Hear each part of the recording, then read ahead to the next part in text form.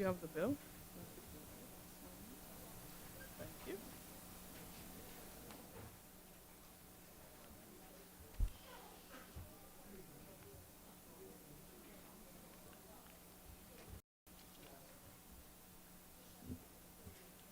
Good afternoon, Senators. This is the afternoon session, April 27, 2023. Honorable Senators, when the business of the House suspended for lunch, we were at the second reading.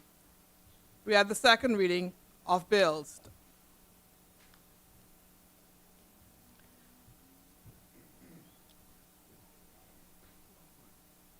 We were at the second reading of bills, a bill for an act to amend the Central Bank of the Bahamas Act. I presume that we're now ready to proceed. But before we proceed, we're simply thrilled that today we have our second set of students visiting with us in the gallery. We have with us today grade 6 students from the Sybil Strawn Primary School. The President of the Senate, as well as the Senators, welcome you all to the gallery. Let's give them applause and a round.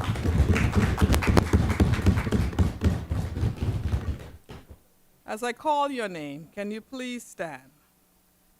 The students are accompanied by their teacher, Miss Crystal Wilson. Thank you. And also with this cohort is the head girl. Her name is Aliyah Paso.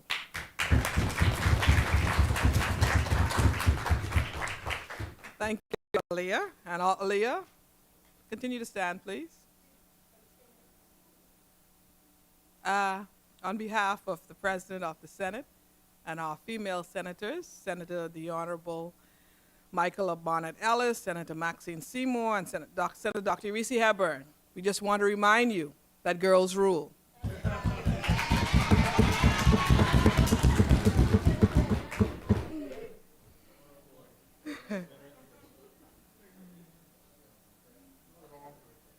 Let's proceed with the debate.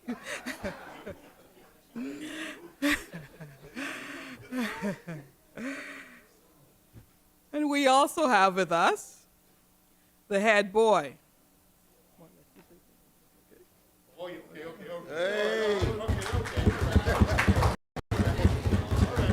Tremonti, we have with us the head boy, Tremonti Major.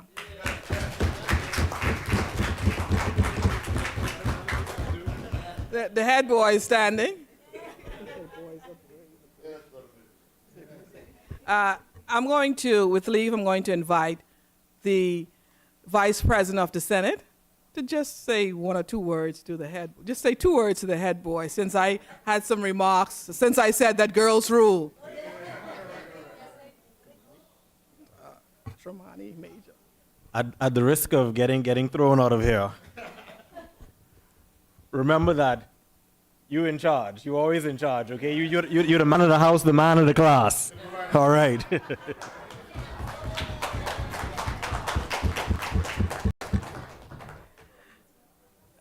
Thank you, Tremonti Major. We thank you so much for coming and visiting the proceedings today. We are debating the Central Bank for the Bahamas Amendment Act, and we hope that you enjoy the afternoon session, that you leave more informed. I understand that there are 90 of you to come, so you're going to come in 3 different sessions, and this is the first 30. So I just want everyone to know when you see them leaving and another group is coming, exactly what's going on. And we would make the appropriate introductions as the other groups come. But thank you all once again. It's such a pleasure to have you all, and I hope that you find the session very informative and educational. As many? The chair recognizes Senator the Honorable Kirkland Russell. Madam President, please permit me to welcome these fine-looking young students to the Senate again. I wish you all many, many success as you continue to develop as positive. Everybody say positive. Positive. young people in the Bahamas. Madam President, colleagues, good afternoon. Please permit me to begin by thanking the Almighty God for all his bountiful blessings. I am thankful that God, who could have placed me any place on this planet, chose the most beautiful place on planet Earth, the Bahamas. I am thankful for my wife, Patrice, family and friends. Thank God for inspiring Prime Minister, Honorable Philip Edward Davis, to appoint me as Senator to speak on behalf of the people of this great country. And I thank God for all of you, my Senate colleagues. Madam President, please permit me to preface my contribution by extending sincere condolences to my friend, Reverend Michael Pinder, and his family on the passing of his dear wife, Lady Stella Pinder. Reverend Pinder just recently retired as pastor of Upper Zion Baptist Church in Pinder's Point, where he served for many years. Reverend Pinder is also the vice president of the Bahamas Hotel, the Secretary General of the Bahamas Hotel Managerial Association, where I serve as vice president. I wish to also extend condolences to the families of PLP stalwart councillors Mary Hepburn of Freeport and Mr. Allison Stewart of West End, Grand Bahama. Madam President, I know it was mentioned this morning about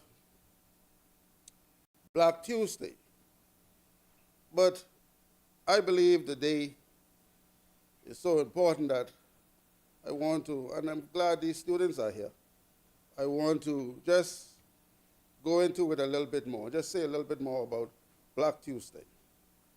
On this day, April 27, 1965, 58 years ago, the then governing United Bahamian Party saw the approval for a boundaries draft order which established boundaries for the various constituencies of New Providence and the Family of Islands under the provision of the 1964 Constitution.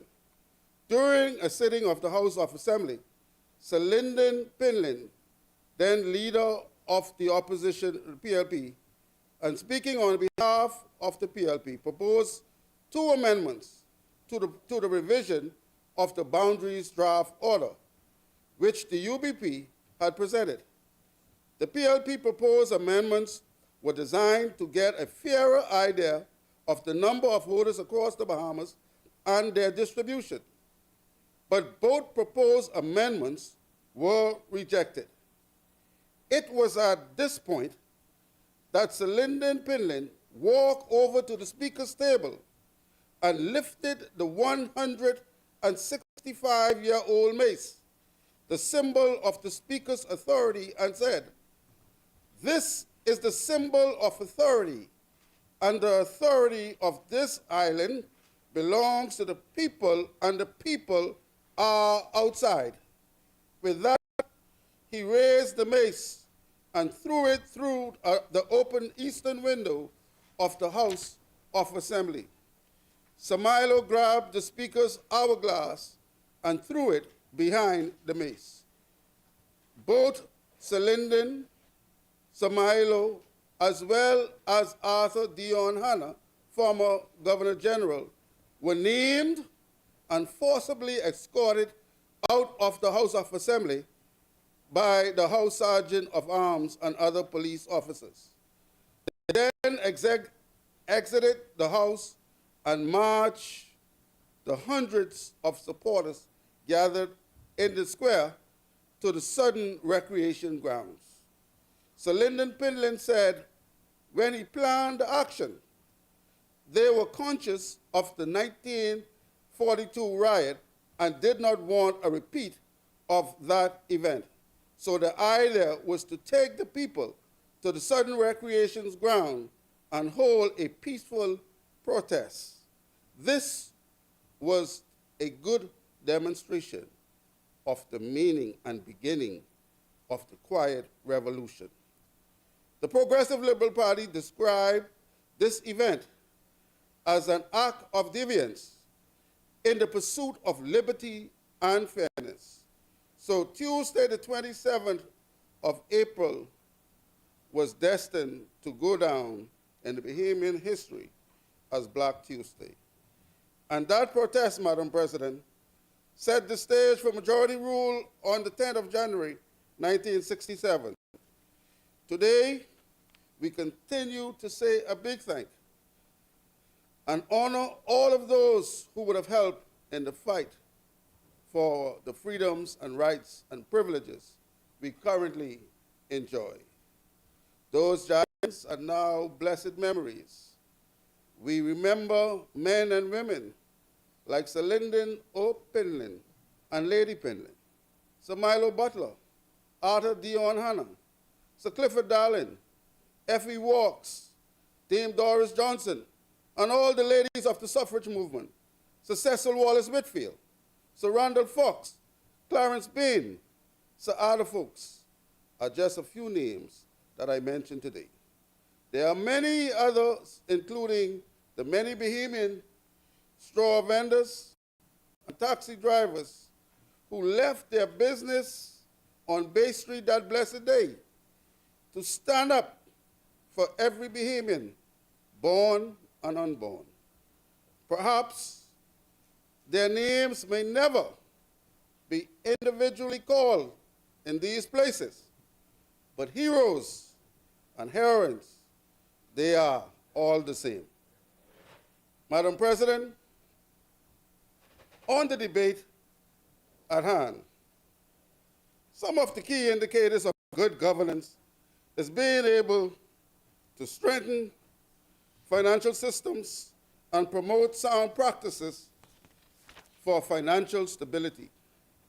The bill that we are debating today, in particular, the insertion of 17A, subsection 1 and 2AB, outlines that the government may access special drawing rights, 1, for the avoidance of doubt, notwithstanding any other provision of this act or any other written law, and subject to subsection 2, the minister shall be entitled to access, utilize, or convert special drawing rights allocated by the International Monetary Fund and apply the proceeds of the conversion.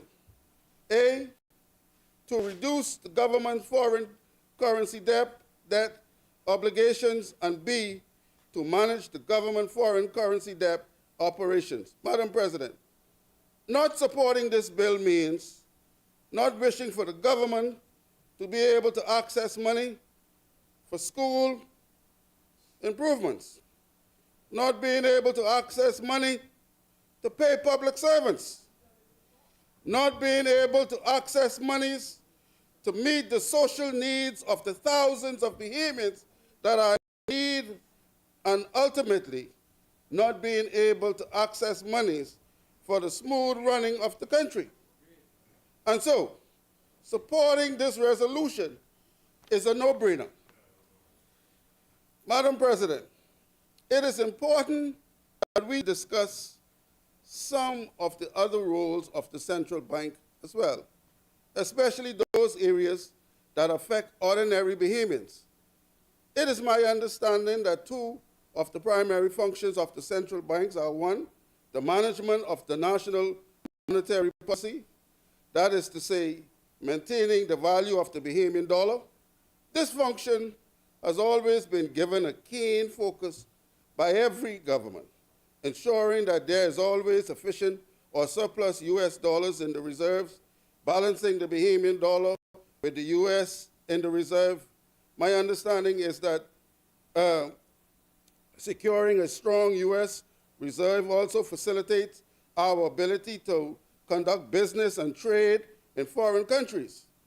Madam President, all of this is excellent, and the Bahamian people are grateful. However, my concern and the concern of most Bahamian, especially as it relates to workers and small and medium-sized businesses, is the central bank's ability, and more so what appears to be the inability of the central bank to effectively regulate banking policies and the institution in a manner that puts Bahamian in the best financial position that they can be put in. I believe that we need banking institutions that provide opportunities for Bahamians, that does not keep the proverbial rope around his or her neck with high interest rates, hidden charges, poor service, and the dreaded fear of repossession. Madam President, it is ironic that we are debating this bill on the anniversary of Black Tuesday, because we all know that one of the much talk about mission of the early Lyndon Pinlin administration was to educate our people and get them working in places like banks. Today, some 50 plus years later, we are faced with similar challenges, and it appears as if we may have to address some of those same issues again. When you look at the fact that so many decent bank jobs are being outsourced to other countries, you are never able to call a bank in this country and speak to a Bahamian. And on certain transactions or matters that you may wish to speak to a local banker face-to-face, you are directed to speak to some foreign individual on the phone in some other land. Madam President, the regulator must be encouraged to address these pre-independent systems and bring those jobs back to the Bahamas. For too many of our seniors, as well as persons living with disability, they are finding it very difficult under these situations, and sometimes even impossible, to conduct their basic banking obligation. Furthermore, it appears that these banks are intentionally pushing their customers on the outside to conduct their banking business on machines. This is not who we are as Bahamians. Madam President, I am also very concerned for my family island friends and family in places like Moores Island, Andros, and several other islands where there's no bank and not even access to an ATM. Some of these islands had banks operating for years, and then suddenly the bank closed its doors.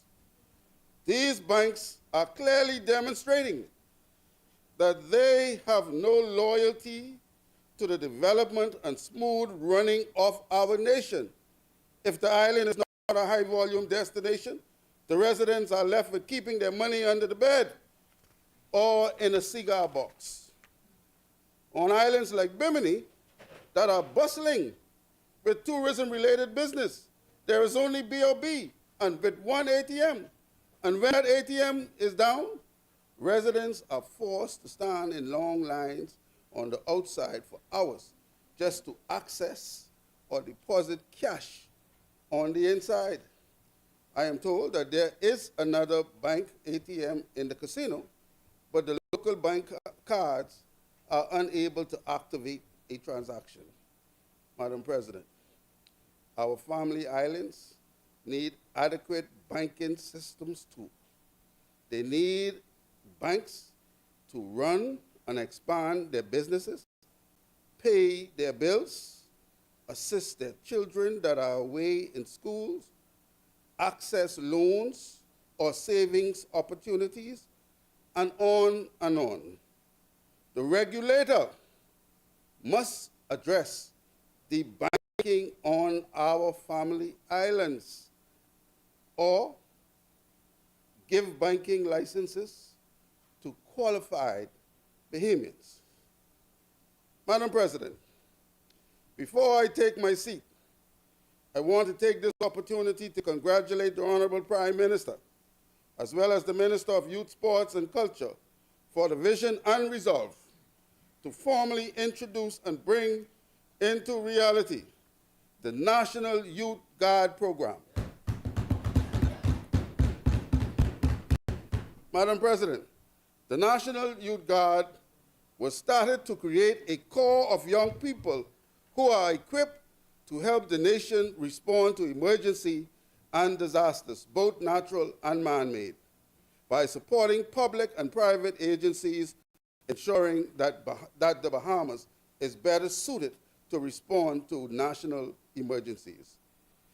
Those of us who call Abaco and Grand Bahama home know very well the catastrophic effects of killer storms like Dorian and Matthew that swept through our islands, leaving our communities in utter ruin. And when the need for an immediate response became evident, we found ourselves not prepared, not equipped, and not properly trained to mount an effective local response. The point is, responding to all disasters must begin with a local response. The troops will come, the cavalry will come behind, but you must be able to respond locally. Madam President, this National Youth Guard program is the closest version of the National Service Program that was talked about by our father of the nation, Sir Lyndon O'Pinlan.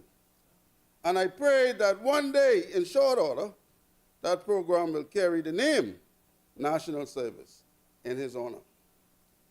Madam President, the overall expectation of NYG National Youth Guard program are to equip a generation of young citizens from across the archipelago with the skills necessary to respond to national emergencies while making every guard employable. The program teaches young people skills that they can carry through life while positioning them, the young people, to provide crucial service to the country in times of need. Over 200 young people applied for the program. The training started with 85 and ended with a graduating class of 65 on March 31st, 2023, just a few weeks ago. The aim now is to train a minimum of 100 young people per year to serve as youth guards throughout our various islands. Madam President, I am pleased to inform the nation that this cohort included young people from Nassau, Grand Bahama, Bimini, Eleuthera, Abaco, Andros, Exuma, Long Island, Inagua, and Cat Island. The partners that joined the Ministry of Youth, Sports and Culture were the Royal Bahamas Police Force, the Royal Bahamas Defense Force, BTVI, NEMA, DRA, LGM Maritime, Bahamas Psychological Association, Bahamas Red Cross, as well as many local vendors who benefited from goods and services that were purchased on island. Madam President, some of the skills acquired were swimming, shelter management, carpentry, plumbing, electrical, STCW certification, which is Seafarers Watchkeeping certification, OSHA certification, CERT certification, fire and rescue training, and other life skill training. Madam President, Grand Bahama was proud to have been the place chosen by the government to facilitate the training, which was conducted at our Police Training College campus.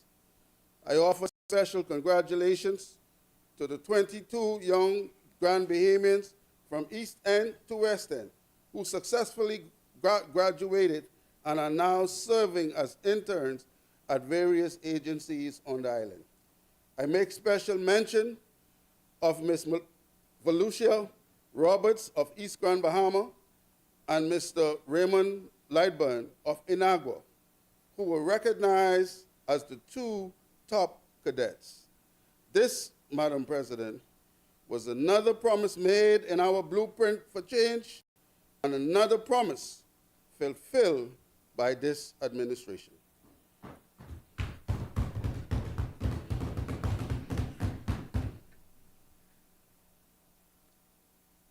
Madam President, in closing, let me remind the Senate that in a few weeks, the multi-ministry West Grand Bahama Government Complex will be opening.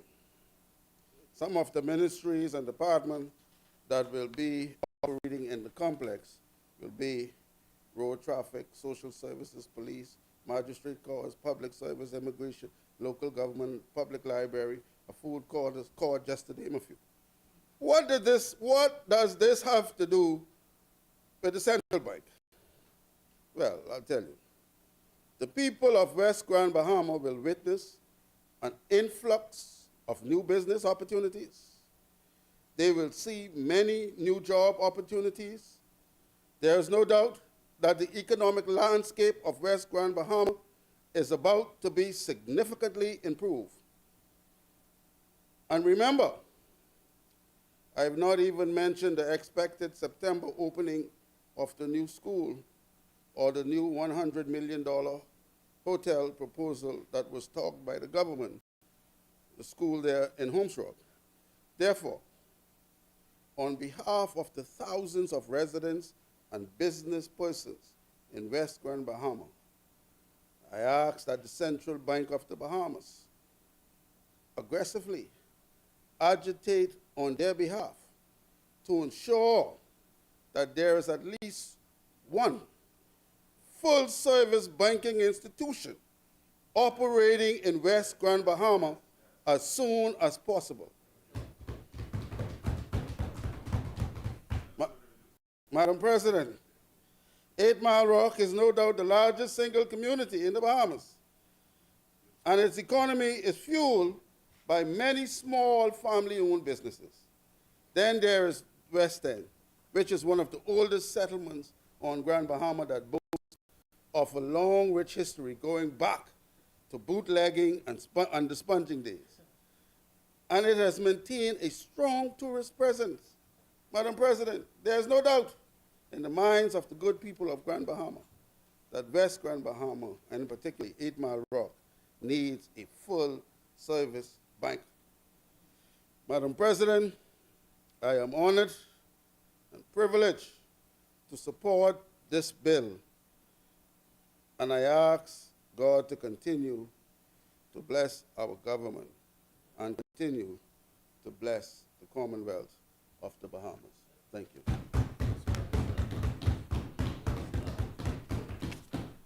Thank you for your contribution, Senator the Honorable Kirkland Russell, as many. The chair recognizes Senator the Honorable Michael Bonnet Ellis.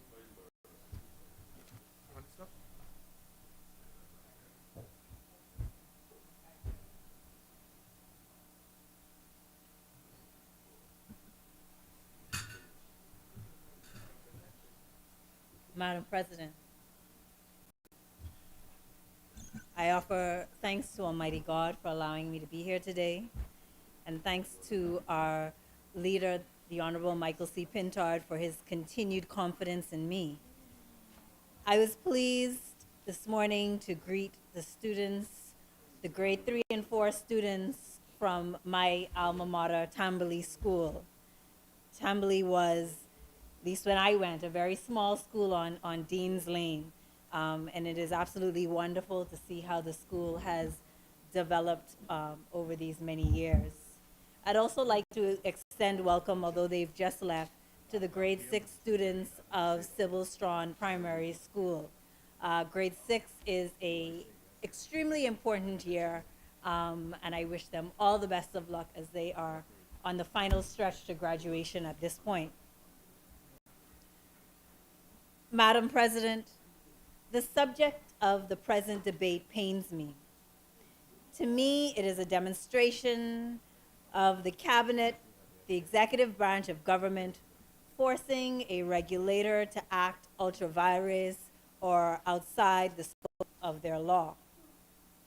In October 2021, a mere month before the dark day, the Central Bank of the Bahamas advised the public that the International Monetary Fund had allocated assistance to countries to mitigate the impact of COVID-19 on local economies.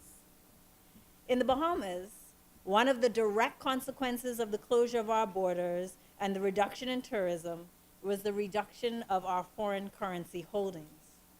The central bank took deliberate steps to put foreign exchange conservation measures in place to protect our external reserves and our exchange rate peg. In short, they made sure that we did not lose our favorable one-to-one exchange rate.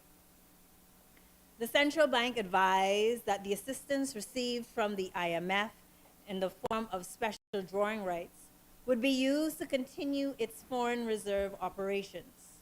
The central bank stressed that the SDRs were not being earmarked for lending to the government. It's almost as if they foresaw the temptation to access these SDRs. The bank reiterated that its ability to lend to the government remained limited by law. The staff of the central bank are economic and financial experts. They have been entrusted with fostering a stable monetary environment and a stable financial system for the Bahamas. Earlier this year, however, it was revealed that the government had irregularly used the SDRs.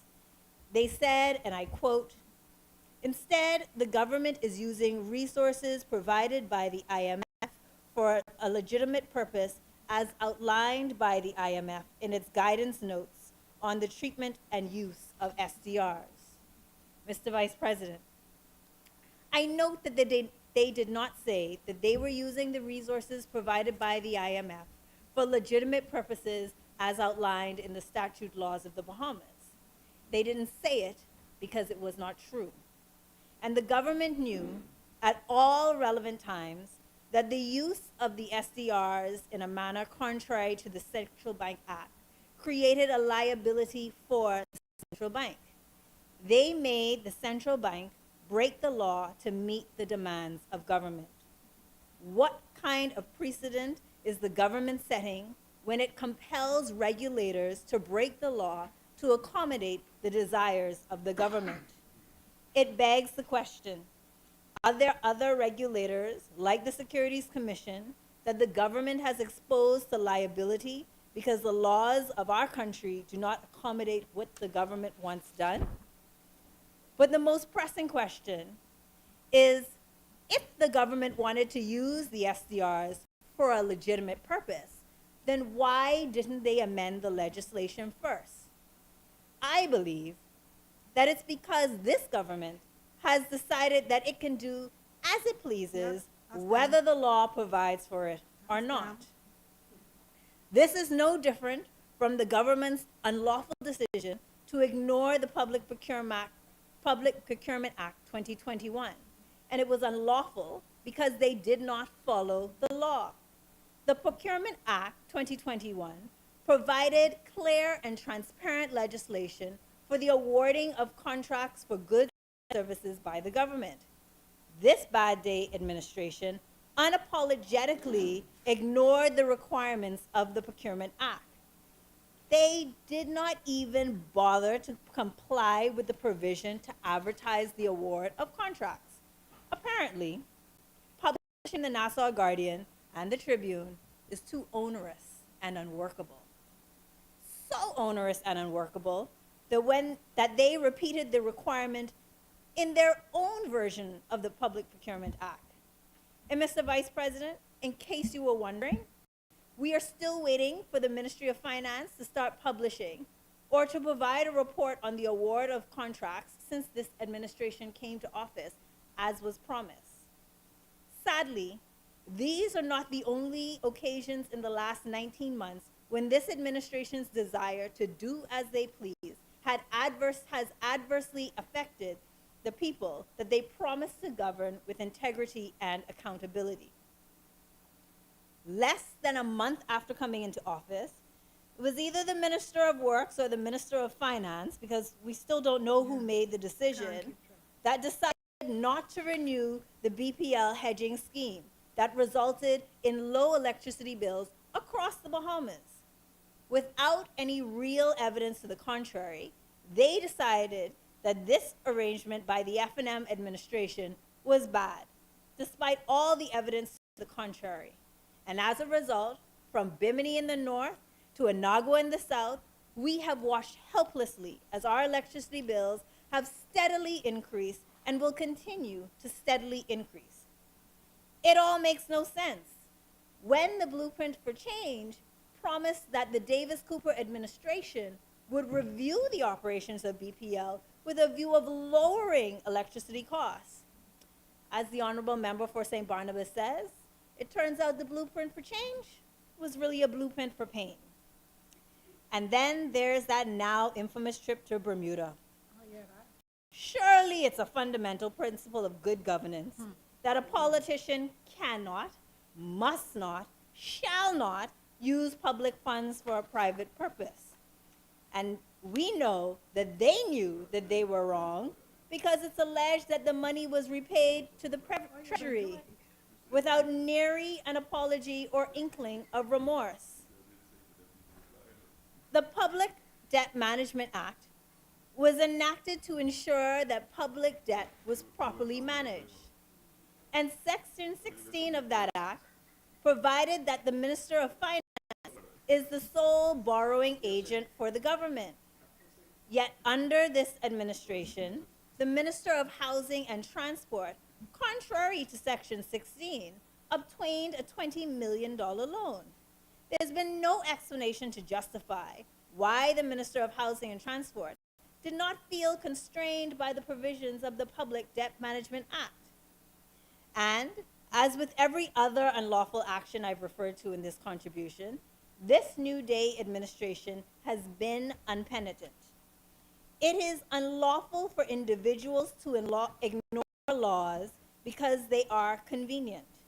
It must be unlawful for the Cabinet of the Bahamas to ignore the law.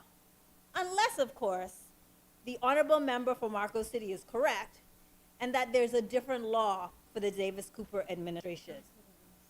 Abraham Lincoln said, "Bad laws, if they exist, should be repealed as soon as possible. Still, while they continue in force, for the sake of example, they should be religiously observed." The PLP has not religiously observed the law, not the Central Bank Act, not the Procurement Act, and not the Public Debt Management Act. And I wanted to say not the Penal Code, but Jesus keep me near the cross. They promised to commit to good governance with integrity and accountability. There may have been a handful of us that actually believe that promise. But it is my view that after just 19 months in office, arrogance has already begun to rule the day, and integrity and accountability has left the building.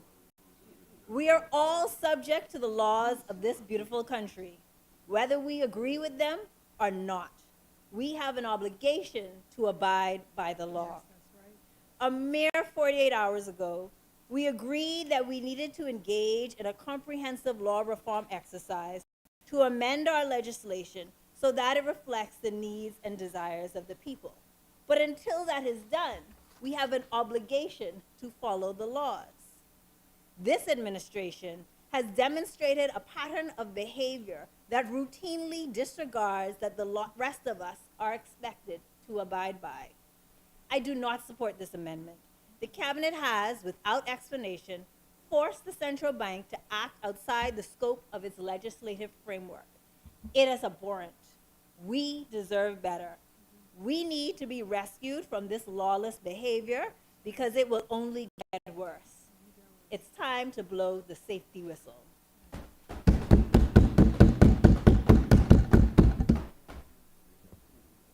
Thank you, Senator Barnett Ellis. As many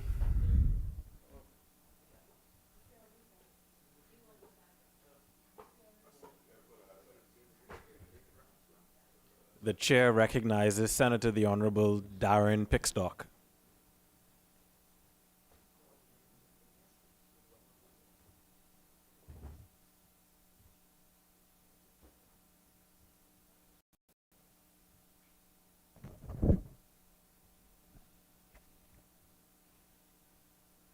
Mr. Vice President, honorable senators.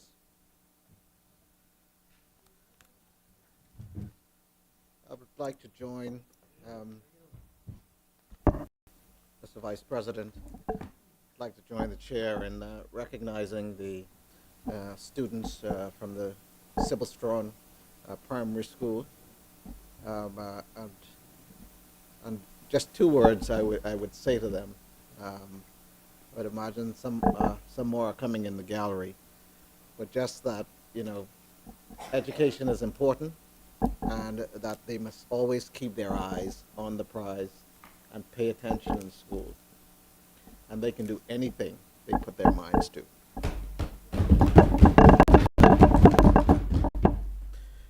Mr. Vice President, we are all here today in this wonderful Bahamian democracy because of historical political actions and genuine activism of the founding fathers of majority rule, independence, and the viability of our two-party system.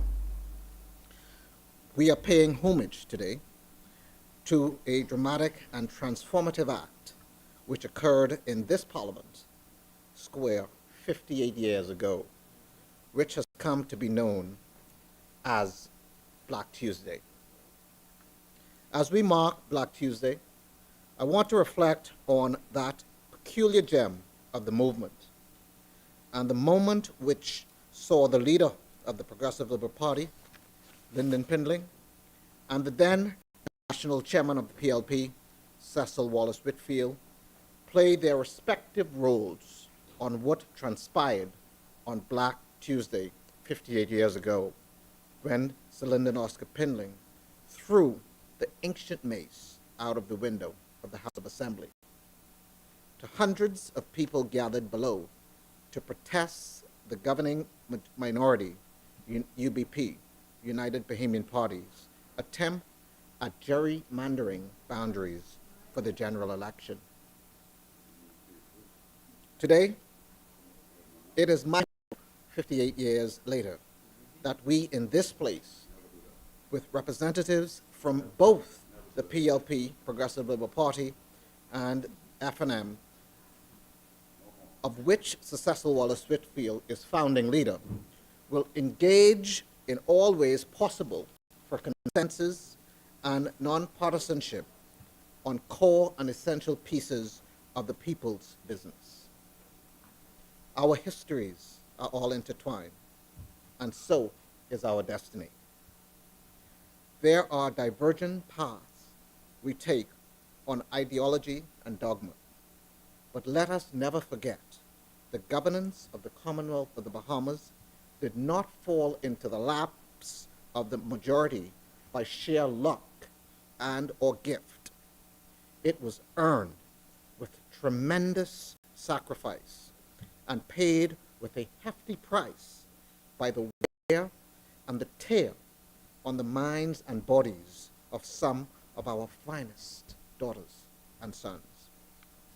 Mr. Vice President, I will be reflecting on the high road the Honorable Prime Minister and the Minister of Finance took the debate on the Central Bank Amendment. The Prime Minister sought the Prime Minister sought to move the Parliament to a new level of maturity and consensus, wherein the Bahamian people are the true beneficiary of what their government has to get done in order for all of us to enjoy good and responsible governance and to provide the wages, take a dent of poverty, fix our ailing infrastructure, be ready for the oncoming power of the hurricane season, meet our debt, fund our socialized medicine and wellness, and keep our Bahamian dollar buoyant against the US dollar. Alas, Madam President, there are those persons with falsetto egos and conceited ambitions, such as a challenged politician from a particular side, Madam President. This politician has become, as the Apostle Paul said, no more than a loud noise. Tinkling brass, like a jack in the box, with a severe case of diarrhea, Madam President. Jumping to his feet every split second, addicted to the sound of his own voice, just to hear his voice. Sadly, the person of whom I speak, and of whom the Prime Minister gently admonished, proves every day that he can talk on his feet, but lacks the capacity to think while his mouth is generating mumbo-jumbo conjecture. This central bank legislation demonstrates the urgency of the government in wanting to remove any and all doubt about its use of SDR funds. This is even more important where there may exist conflicting legal opinions. How do you remedy that and remove all doubt? Madam President, I suppose that is the role and duty of the legislature. Suddenly, we are learning from a disaffected side that this should not happen. Mind you, Madam President, there are direct instances, I am reliably informed, wherein past administrations have come to Parliament to fix things, and to fix things related to the central bank, Madam President. But for those on the other side, this is now a problem. A no-can-do thing. There has been more beating on the chest than King Kong at the top of the Empire State Building. All and sundry submitting their schoolish, bookish legal opinions and thinking they can persuade the Bahamian people that they know of which they speak. The hot button word is unlawful. Well, man and woman, boy and girl in the streets are looking at it in another way, Madam President. They are saying that this is just plain, right, awful for the politicians to stand in the way of the government of the Bahamas assessing the funds provided for by the IMF to bring relief to COVID-hurt economies. Madam President, in June, thousands more children graduating in need of jobs and further education. A nation's infrastructure on bending knees as we await an unpredictable hurricane season. The other side knows the importance of the need to use those funds for public purposes, but they have decided to vote no and to deny the people the protection and the insurance that is provided for them. And what do you think the other side is hanging their hat on? There are two conflicting legal opinions and school of thoughts. The government chooses to accept the opinion of their lawyers. It is simple. They have decided to accept the opinion of their attorneys. The amendment here today, if passed, will remove all doubt, and thus either opinion is meaningless. Yet the other side just cannot climb out of the political doldrums of their political defeat and stop opposing just for opposing sake and for the sake of opposing. Madam President, this is such an easily verifiable position to reach a conclusion on.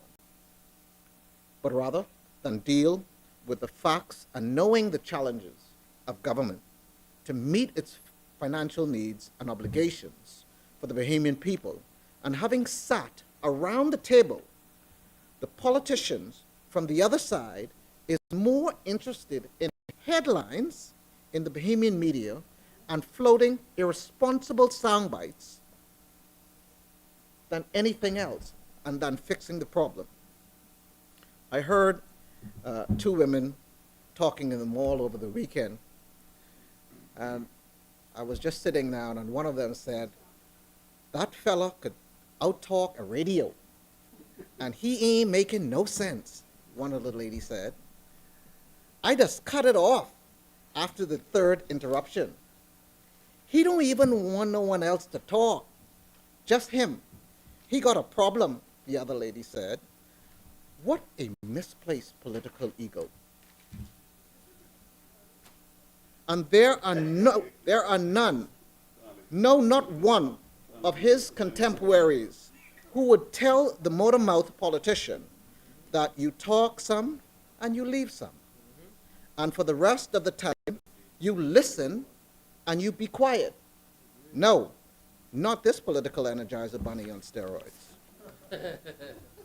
Madam President, from what I have gleaned, the politician of whom I refer went as far in his rambling on as to suggest to the international world that the Bahamas central bank system and integrity had been abridged, and our nation was engaged in a practice with the SDR funds which were contrary to the IMF standards and protocols. Pause for a second, Madam President. This gentleman is not just content to reap confidence in our institutions amongst the Bahamian people, but he is so out of control, he wishes to engage the entire developed world to have this negative view and opinion on the Bahamas. The question for the Bahamian people and the question for this gentleman is, how do you really feel after your tirade and your irresponsible banter, which gives our country a black eye? Think about it for a moment. This is a matter that is easily verifiable. At the onset, whatever the politician was referring to, it had to be abundantly clear to him that this legislation is going to repair and remove any and all doubt as to the contrary. The legislation starts very clearly by saying, out of an abundance of caution, to clear this issue, the government is bringing this piece of legislation forward. What this legislation would do is to render immaterial any legal opinion from whoever or whosoever which may have differed with the position that the government's legal advisors gave. Madam President, there exists within our system, and because of the size of the country, it cannot be avoided, that persons entrenched by family and economic ties hitch their lives and careers to certain political parties, certain biases and prejudices, and certain interests. In such societies, it becomes imperative on any government to proceed with all caution and to remain objective and determined in the pursuit of transparency and reliability. Madam President, the meaning and intent of the IMF's allocation of the SDR funds is to assist countries whose economies were impacted by the COVID-19 pandemic are quite clear. They are for use by central banks and governments. You would think, Madam President, that a former governing party whose legacy and experience in office was punctuated by the downturn of COVID pandemic, that such a party would be most gracious and inviting of any improvement or economic and financial relief that the country can get to deal with our issues. Sadly, for the politicians of whom I refer, this is lost on him. All that matters is he is a headline and he hears his voice on 5 radio stations, 3 television stations, and in the chat rooms. It may be good and wise for those on the other side to think very seriously about calling out their one and only non-stop talker. It is not working for you, buddy. Madam President, Senator the Honorable Michael Alcides has so competently explained and detailed these amendments and what they seek to achieve. The several purposes he mentioned should bode well for the further development of our country, the transparency of our central bank system, and more importantly, the central bank will have powers to transact special drawing rights, known as SDRs, in accordance with the standards and protocols of the International Monetary Fund, or IMF, of which the Bahamas is a member. The Honorable Minister has duly explained that an SDR is, and since this is a fairly new term in the Bahamas lexicon, I will attempt to paraphrase the Minister, because the governed need to know repeatedly and with clarity what their government is doing in their name. An SDR is an international reserve asset created by the IMF to supplement the reserves of member countries. It is not a currency, yet it has what is called a potential by member countries to draw on the currencies of members. These SDRs are contained in a basket of currency, exclusive at time to the American dollar, the Chinese yen, the Japanese yen, the British pound sterling, the European Union's euro currency. These amendments today will govern, or for a lack of a better word or term, restrict how the Central Bank of the Bahamas can use SDRs. The amendments today will also restrict limits on which the central bank can make loans to the government. Madam President, in my opinion, the government move to bring this legislation before us expeditiously after a whirlwind of misinformation was saturated around the country by the official opposition.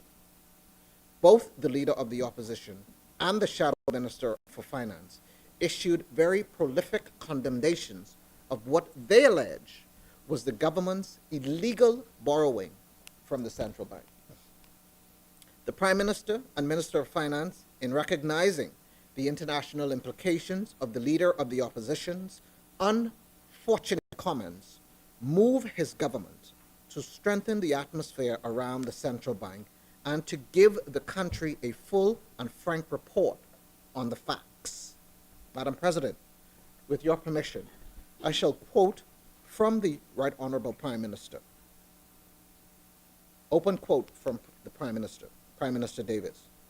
2 weeks ago, we tabled, and I quote, 2 weeks ago, we tabled an amendment to the Central Bank Act to limit the amount government can borrow from the central bank by approximately 50%, from 30% to 15.5% of asset values.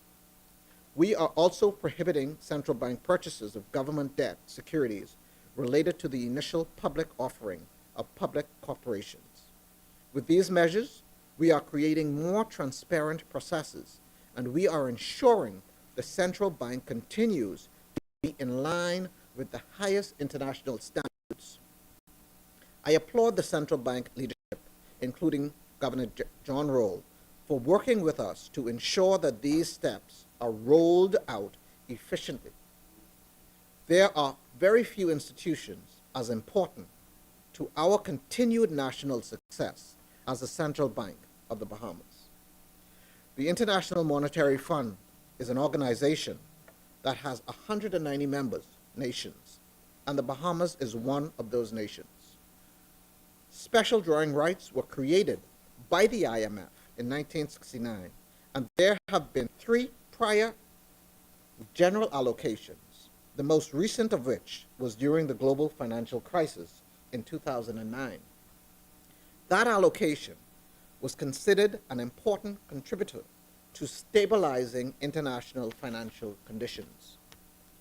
In August of 2021, in recognition that the pandemic was an enormous shock to the global economy, the IMF allocated $650 billion worth of special drawing rights. This was the largest debt-free form of support for low and middle-income countries during the pandemic. And the intention was to help countries whose economies were dealt devastating blows by shutdowns in recognition that all member countries would benefit from. In the IMF's words, a major effort to foster reliance and stability of the global economy. Madam President, simply put, the goal of FDRs is to provide a liquidity boost without raising debt burdens. That is it, simply put. Madam President, these assets are not loans. Access to these assets is facilitated through a voluntary arrangement between the IMF and the member countries. And during times of global financial and economic difficulty, as mentioned earlier, I want to make that last point very clear. This is not an IMF loan. It is an automatically allocated reserve that does not generate debt, does not require repayment to the IMF, and does not come with the conditions associated with IMF loans.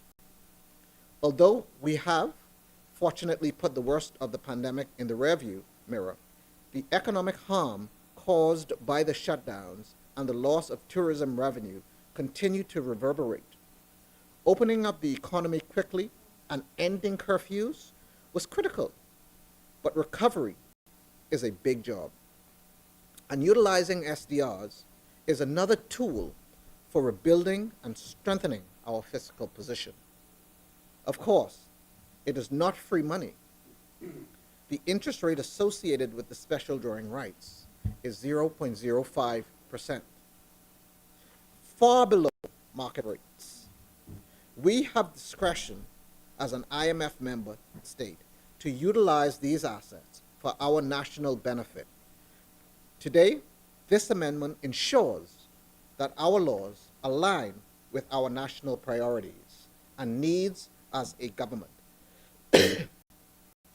This is not only the opinion of the government of the Bahamas. The IMF itself has supported the assertion that special drawing rights are intended to be assessed by governments and are not solely owned by central banks.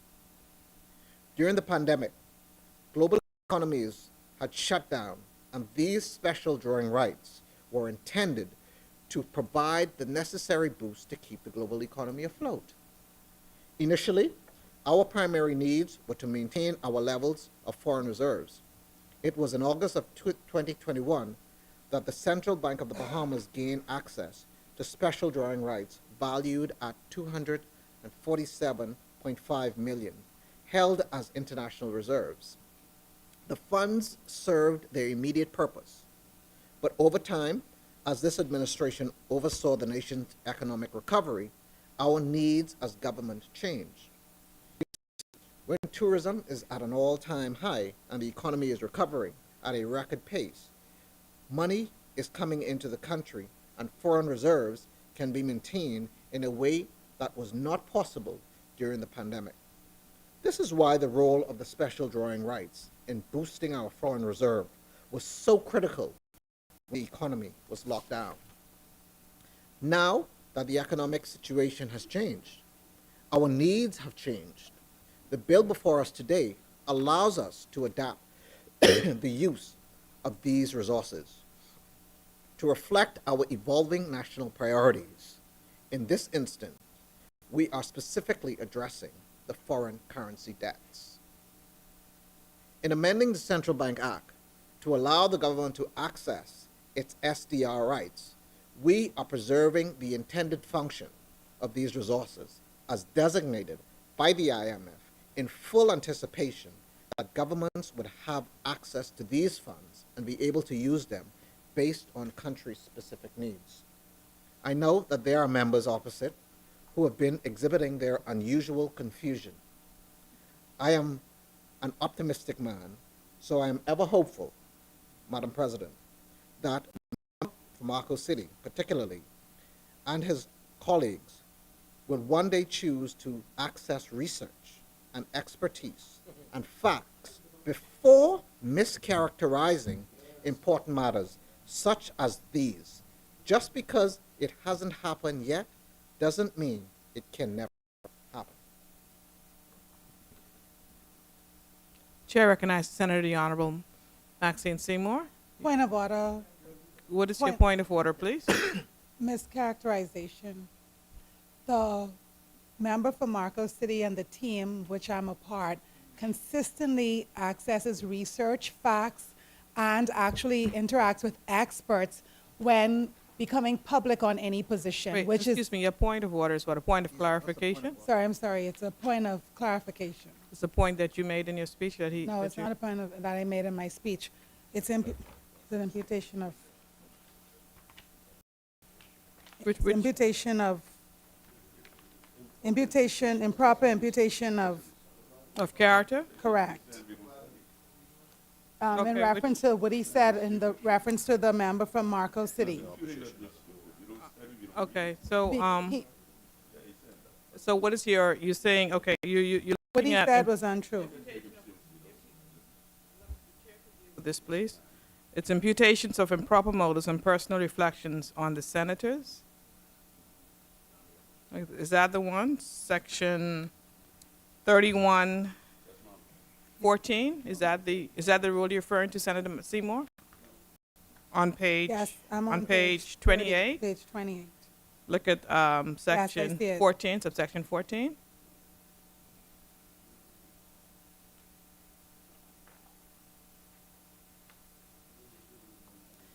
Well, he did say on his team, he did say the member from Marco City and his team, of which the opposition senators are a part. And he asserted, Madam President, that he would hope that that particular member and his team would access research and facts and information when referring to these matters. And I just wanted to be clear that that is exactly and precisely what we do on each occasion, Madam President, and which on this occasion we would have done as well, because our position aligns with that of the lawyers of the central bank. Thank you. Thank you, Senator Maxine Seymour. Senator Darren Pickstock, can you please proceed? Thank you, Madam President.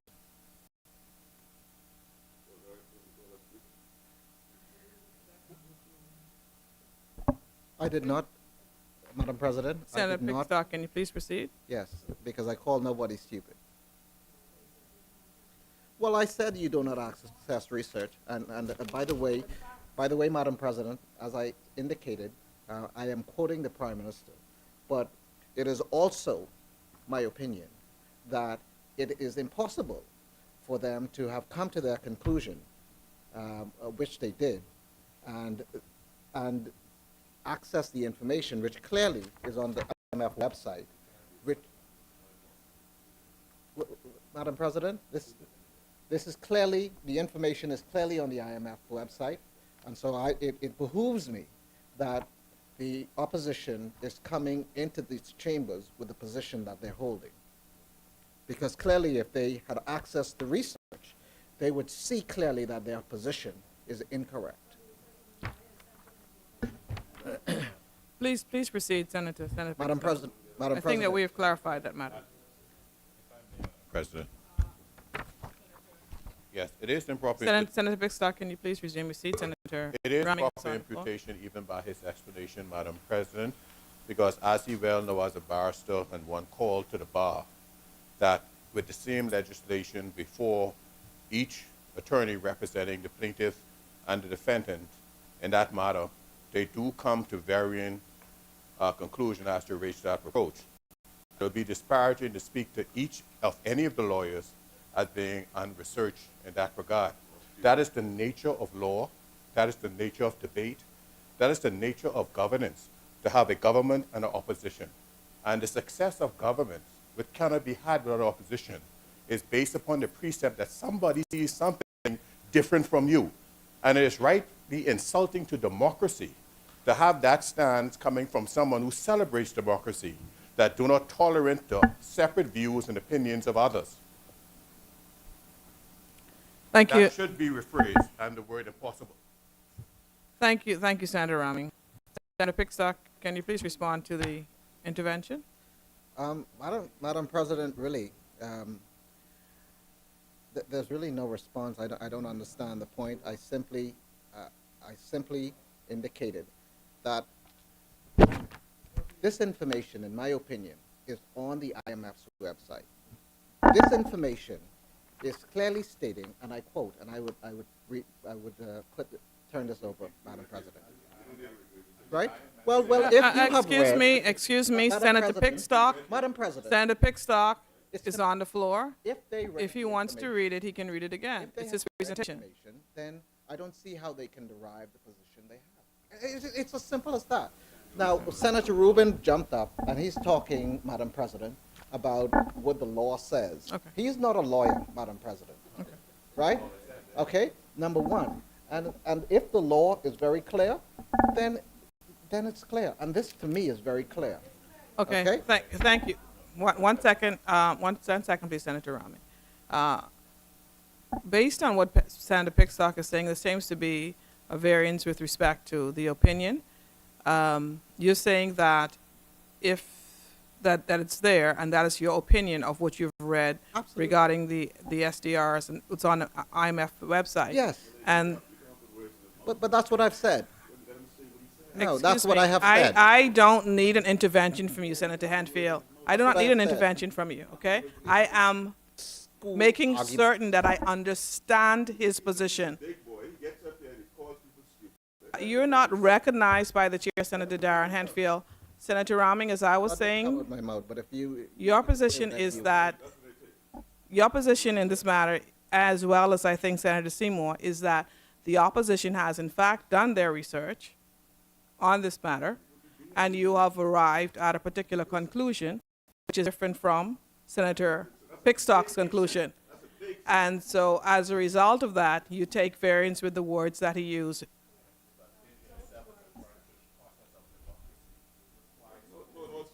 Okay.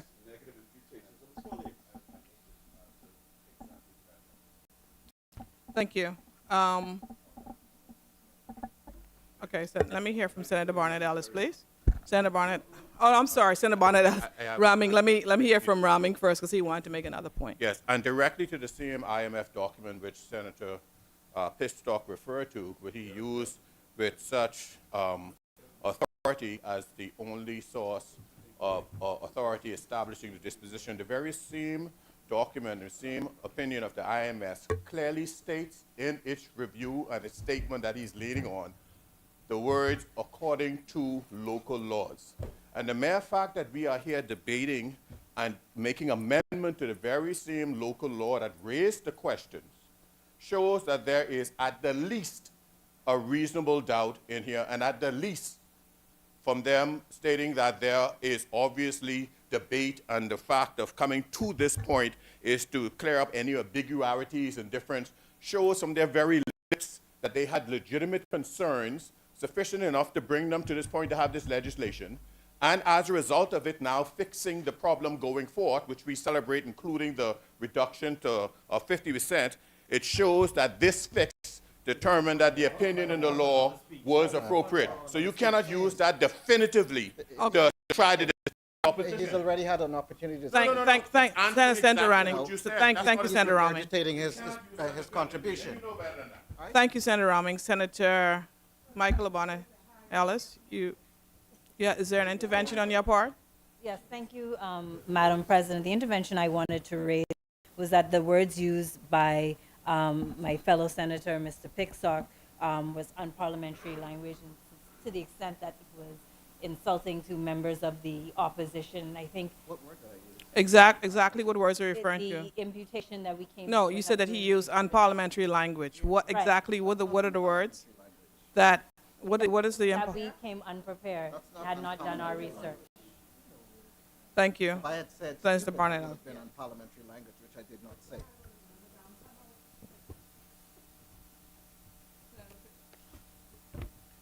Senator Pickstock. Yes, Madam President. Senator, I, Madam President. Senator, No, no. Madam President. yes, Senator Pickstock. What sayest thou? I was merely quoting, and I said that very clearly. I was merely quoting the Prime Minister in that other house. That's what I was reading. And I'm going to rule on this. Madam President, I'm just sorry. before you rule, according to the rules, this is 37, this is 31, subsection 11. A senator may refer in a debate to a ministerial statement made in either house so long as the reference is relevant to the debate. And that's it. That's it. Okay. Okay. Thank you. Thank senators, order. My ruling is as follows as far as this matter is concerned. I agree with Senator Pickstock with respect to subsection 11 that he's referring to a ministerial statement made in the other house, and it is so relevant. And in addition to that, under the Rule 17, under Rule 14, which refers to imputations of improper motive and says that the chair can rule basically based on the rules of the Senate. I see his statement that he made regarding the research, not as a imputation of improper motive, but I see it as his opinion. He's entitled to his opinion, and as I've often said here, we do not have a right to tell another person what their opinion should be. So let's proceed with the debate, please. Thank you. Thank you, Madam President. Madam President, I go on to quote the PM.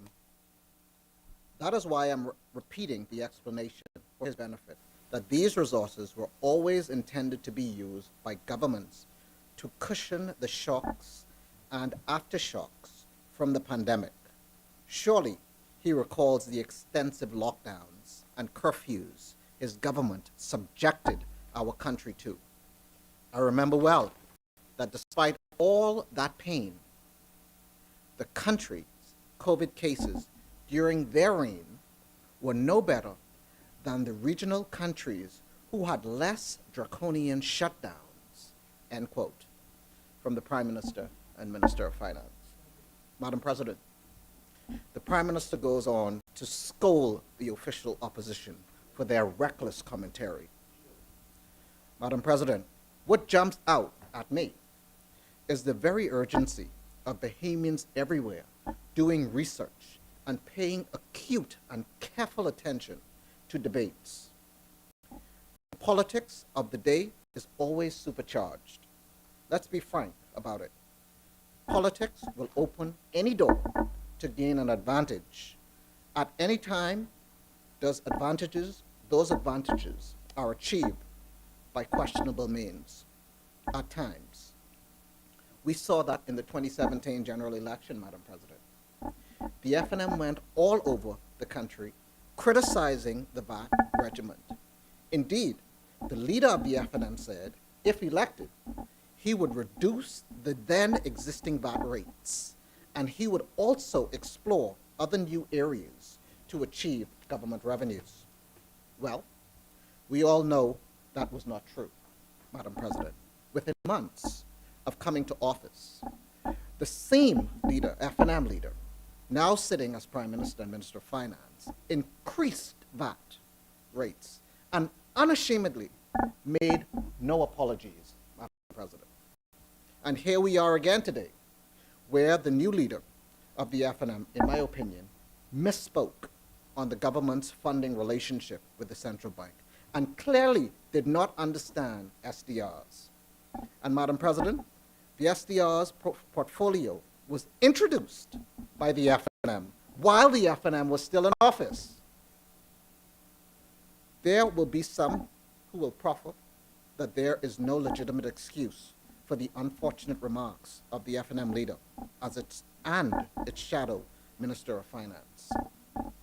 It is my hope that the Bahamian people are paying attention and have put on the whole armor of righteousness to stand against what may be a continued performance of misinformation and propaganda from the FNM to bolster its very bleak fortunes. Madam President, here we are, 2 months out of our nation's 50th independence anniversary, which also is intertwined with the birth of the Central Bank of the Bahamas. I don't want to sound or seem as if I'm talking down, Madam President, anyone, or being disrespectful of anyone's understanding. That is to say that every Bahamian has a sacred duty to become thoroughly cognizant and well-versed on the pillars and systems on which their country operates and is managed, and how we fit into the broader world picture, Madam President. The central bank and how it impacts our country and our way of life should be trite knowledge for every adult Bahamian. We need to fully comprehend the work, duty, and importance of our central bank and what it does and what more we want it to be doing. I sometimes get the impression that many of us just go along with a mindset that politicians would fix it, or that the job of the people who work in an institution or agency, and that is not the requirement of the ordinary citizen known to know their country. Well, Madam President, it is clear politicians don't know everything, right? Politicians don't know everything, and that is clear. That is demonstrated clearly. Not just the names of the islands, their capitals, but to know how core pillars function, Madam President. And not just the central bank, but the legal system of which a bill is before us, which a bill was before us on Wednesday. How NIB works for and when you can't work or function. The functions of the two houses of Parliament. What is a cabinet conclusion?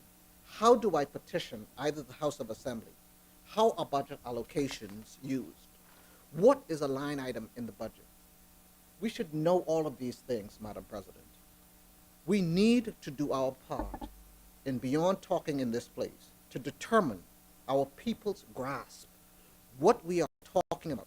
And of course, we also grasp what the people are saying to us, Madam President.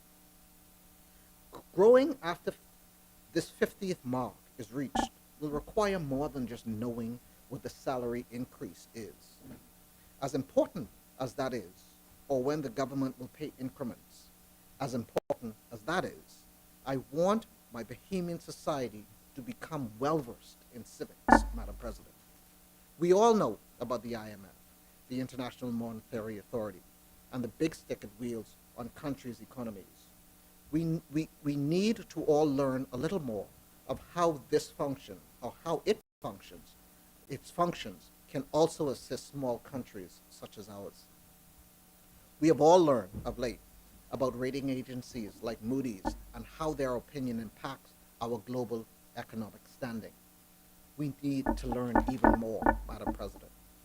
What I am saying, Madam President, is that 50 years into having to tote our own water, it is doubly imperative on every citizen and resident of the Bahamas to fully appreciate and understand how the country is run and what international obligations and inspections we are subjected to.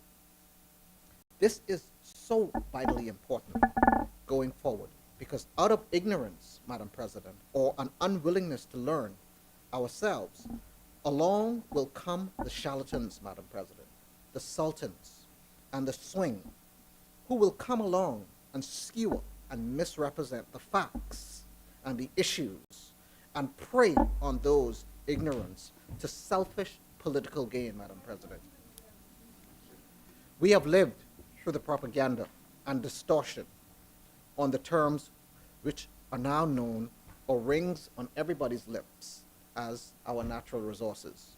We have lived through a period where a repeal of legislation known as the Sovereign Wealth Fund Act, and to which a new, more resilient and transparent act came into force, was misrepresented and turned on its head to suggest something nefarious had taken place. Madam President, these amendments today to the Central Bank Act and the new term SDR and the limits placed on government borrowing from the central bank will and can suffer the same misrepresentation as we have seen so far, Madam President. Kipling wrote, and I quote, "If you can bear to hear the truth, you speak twisted by the knaves to make a trap for fools." These are serious and compelling times. Social media is a blast with misinformation and spurious and salacious fraudulent opinions. We in this place, who are called upon to serve at this level, Madam President, must also covetously protect and preserve what we do here. As members of this legislative chamber, we have to be unyielding in defending what laws we pass here and what we say and do. We don't have to necessarily agree, but at no time should we remain silent and be found complicit in our silence when we hear the knaves attempting to dismantle or disabuse the work we do here in this chamber. Madam President, our job is made even more easier when our people take it upon themselves to do the research, listen to what is being said, and ask questions of informed and responsible persons who do not have an agenda. Come on. We have been at this for 50 years, and the next 50 years will be critical to the extent that every citizen must pull their weight and be the best, and the best way to do that is for every citizen to fully understand what is being done in their name and to find the time to seek out the answers and understand the issues. Every Bahamian child, regardless of their grade assessment, in any local exam, sat through the curriculum. So I submit that they are quite capable of understanding and evaluating, Madam President. Google and the search engines have to be used for more than just shopping and celebrity gossip or sports. We need to stop gossiping and spurring misinformation and start Googling. Today, we amend the Central Bank Act. The central bank is the epicenter of the management of our economic status, and hundreds pass the building there, right there, Madam President, on Prince Street or Frederick Street or Market Street every day, and do not pause to decipher the importance of the central bank in our lives. Honorable Senators, we all had a good laugh recently when social media began circulating how scores of persons were describing what the term carbon credits and carbon footprint mean. We can't afford to laugh anymore, Madam President. We must educate for the country to grow and for our people to be robust, Madam President. We can no longer entertain the notion that who ain't know don't want to know, Madam President. We must educate our people, Madam President. Let me again repeat on that note. how the term SDR is defined on the IMF website. An SDR allocation is a way of supplementing fund member countries' foreign exchange reserves, allowing members to reduce their reliance on more expensive domestic or external debt for building reserves, end quote. Madam President, as I wrap up, Madam President, the Honorable Minister for Economic Affairs has defined what an SDR is and what it's all about, how it will work, and how it is designed to give countries much ease of burden and pressure on their foreign reserve. Madam President, I predict that before the legislative term, we will have before us even more interesting legislation related to the Central Bank of the Bahamas for our deliberation. Our people must watch, listen, hear, make comment, and ask questions. It can and must not be left exclusively to legislators. The system works best when the governed understand what we are about to do, contemplate doing, or have done. Madam President, I support the amendment to the Central Bank Act 2023. Thank you very much.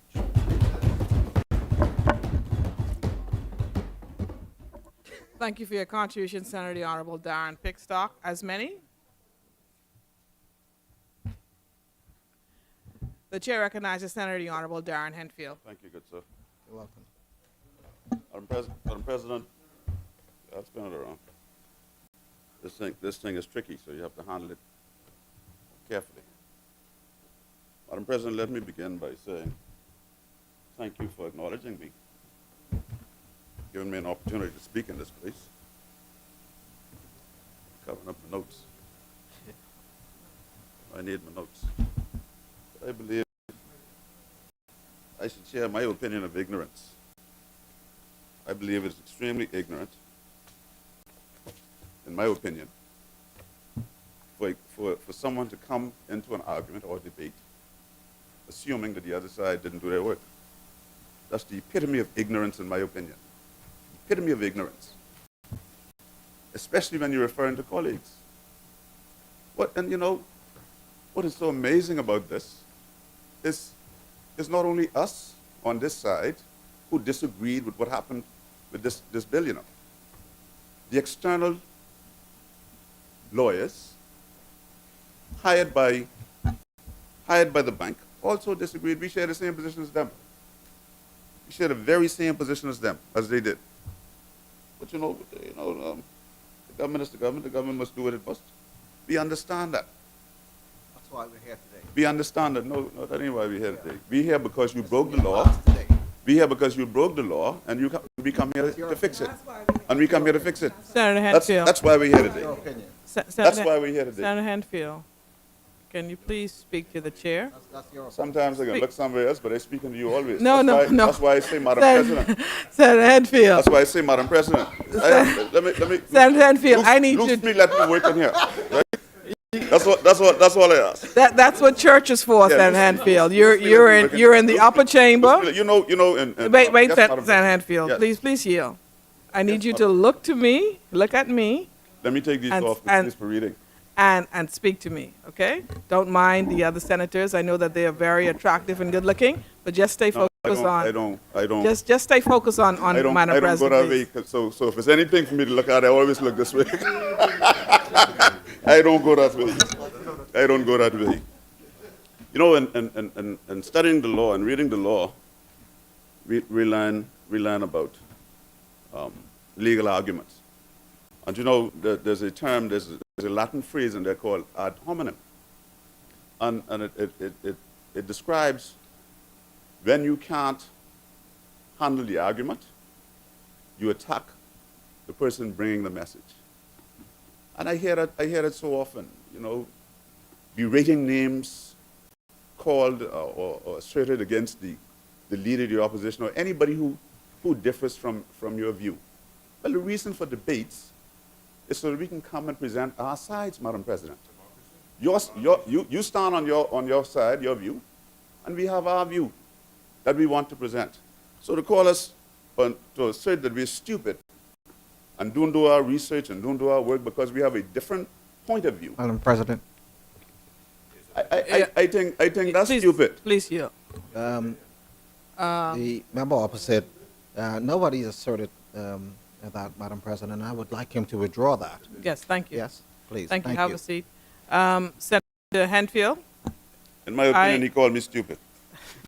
Senator Henfield, Senator Pickstock did not use the word In my opinion, he asserted that I was stupid. That what he is did. not the word that he used. That's what he I'm did. going to have that struck from the record. And As you I'm wish. also going to rule on parliamentary that you are saying that his opinion is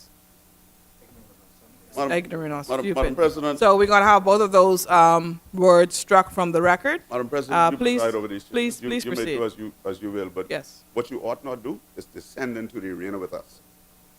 You are a free and fair adjudicator, right? To judge between us, but not to ascend into the arena and fight with us. With much respect, Senator Henfield, I don't need for you to exemplify I didn't or think tell so. me what my duty is here. I didn't think so. Within the Senate chamber. I know the rules and I know exactly what I should be doing. So I would firmly suggest that you proceed with your presentation and your debate. And I don't need a lecture from you. Thank you so much, Senator Oh, what a Henfield. tangled web we weave. When we first set out and practice to deceive. That's the Walter Scott, that ain't Mark Twain or some other person. We are here. We are here today. You keep listening. You can hear what the relevance is.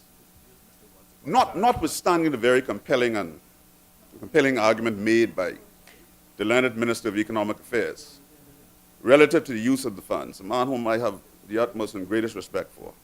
Never hear him come here and run on with nonsense. Diatribe. He makes his point, you know. Makes his point So you make very yours. intelligibly You make yours. and very forcibly, Make yours. but without personally attacking colleagues. Make yours. That's what I respect and love about Minister Michael Halkitis. If we had more like him in politics, country would be a better place, far better place. Right? So notwithstanding the very compelling argument made by the learned Minister of Economic Affairs relative to the use of the funds, we on this side are in agreement with the advice given to the central bank by its external counsel, which likely causes us to be here today. Because if the central bank didn't get this advice, right, which suggested to them that what the government was doing by drawing down on these funds was not enshrined in domestic law, we would likely not be here today. That said, what you've done is borderline brilliant. You've caused your otherwise illegal and contrary act to be adjudicated in Parliament, where the jury is rigged. There you have the numbers.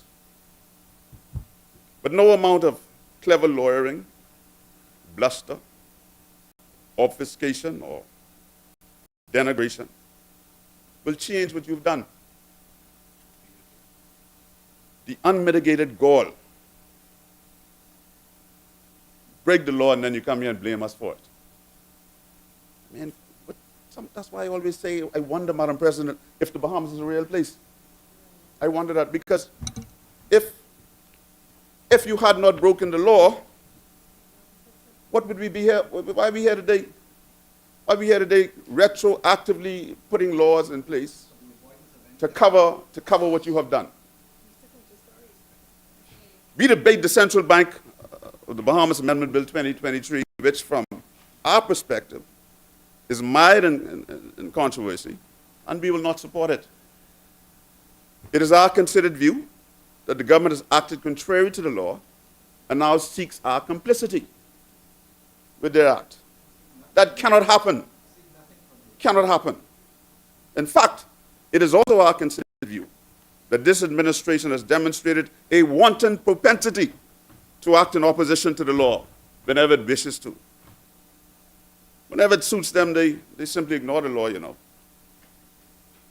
We saw this with as we heard from Senator Barnard Ellis, we saw this with the Public Procurement Act. which they voted. We didn't break the law. There was no law broken with Obama. There was no law broken with Obama. Right? Maybe, in fact, Obama never happened. We saw this with the Public Procurement Act, which they voted for in opposition and ignored for 18 months after coming to office. We saw this with the Bermuda, where members of this administration just went into the public treasury, draw out funds for a political trip to campaign with their colleagues in Bermuda. We could name some other things where we saw this, but I wish not to belabor the point. And now we see it with the special drawing rights, advanced by the IMF to member states in order to provide additional liquidity. You safe with me, I always tell you that. To provide additional liquidity to the global economic system, supplementing countries' foreign exchange reserves and reducing their reliance on more expensive domestic and external debt.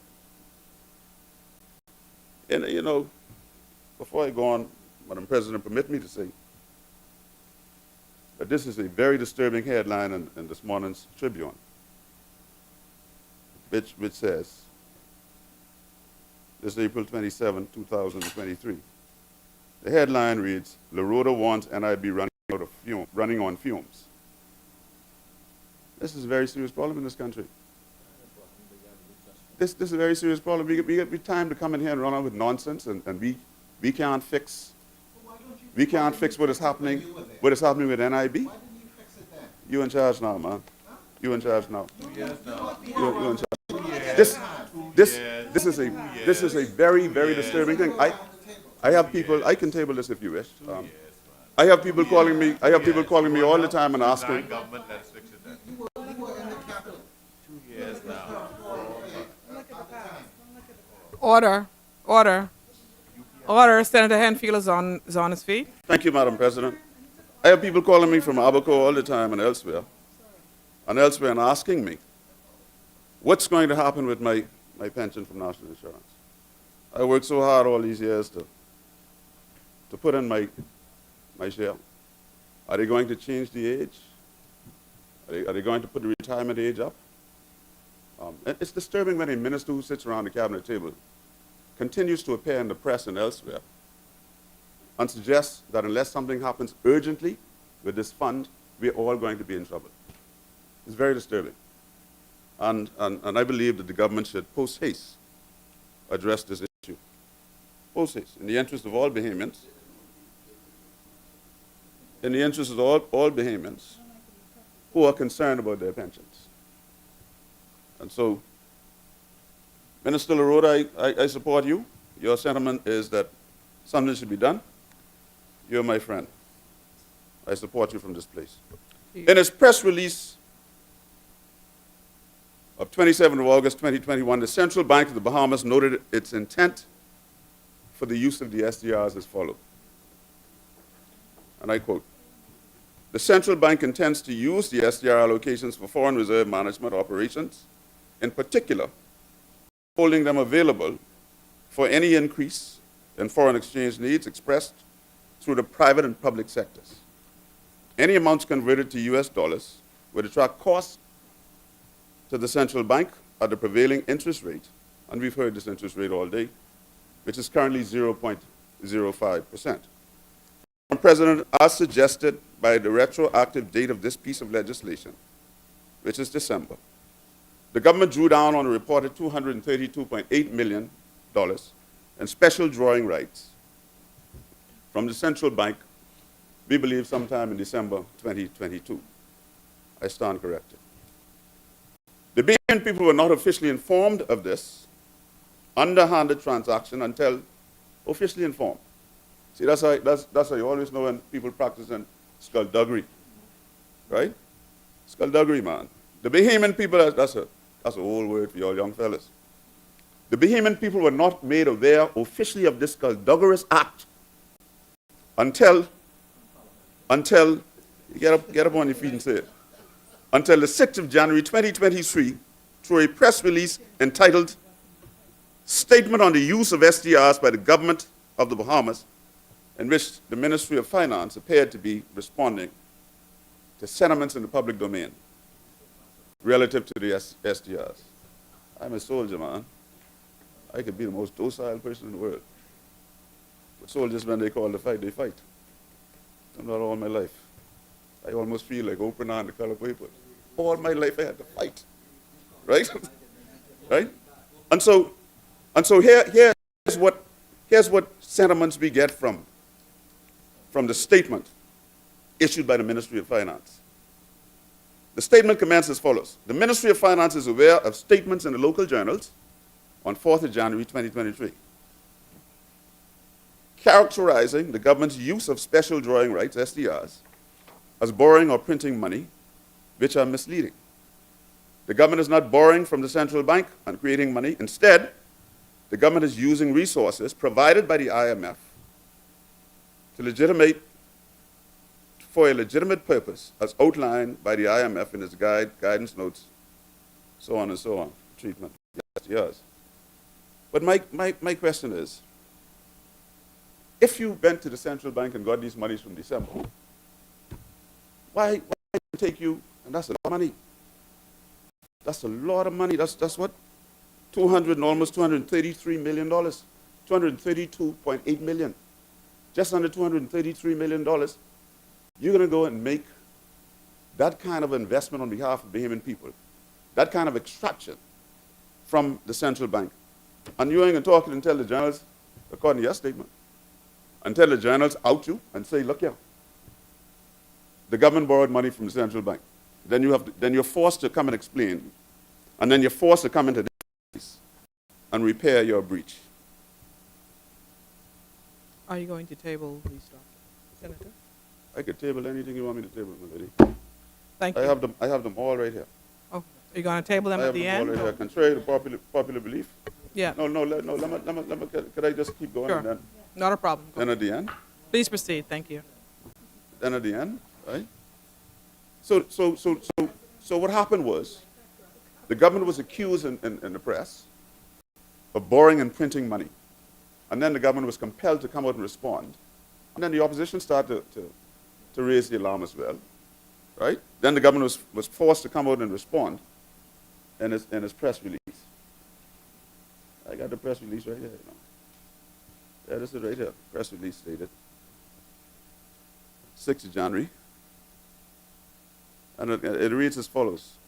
The Ministry of Finance is aware of statements in the local journals on 4th of January 2023 characterizing the government's use of special drawing rights, SDRs, as borrowing or printing money, which are misleading. The government is not borrowing from the central bank and creating money. Instead, the government is using the resources provided by the IMF for a legitimate purpose, as outlined by the IMF in the guidance notes on the treatment and use of the SDR. Well, if you can use them for legitimate reasons, you could go and get it. I can keep that a secret till the 6th of January. And you hear people, you hear all these rumblings and grumblings and going on. 6 months. And you can keep that a secret. You ain't gonna come and tell people, no, you're misguided. We are lawfully entitled to go, as you're saying now. We are lawfully entitled to go into the central bank and draw down on these reserves because that's what the IMF gave them to us for. The IMF gave us the money, you know, because we, like many other member states, were reeling from the impact of COVID. And they wanted to buttress our foreign reserves so that we could maintain some stability. So that's one I have to sign for you.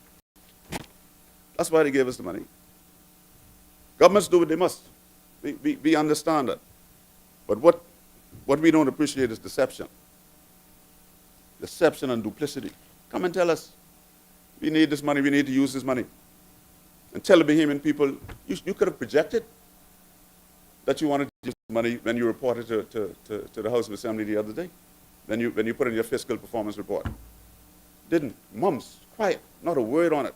When all is said and done, we, like many members of the public, do not believe that such a significant fiscal undertaking by a transparent and accountable government, rightly or wrongly, should be kept a secret from the Bahamian people.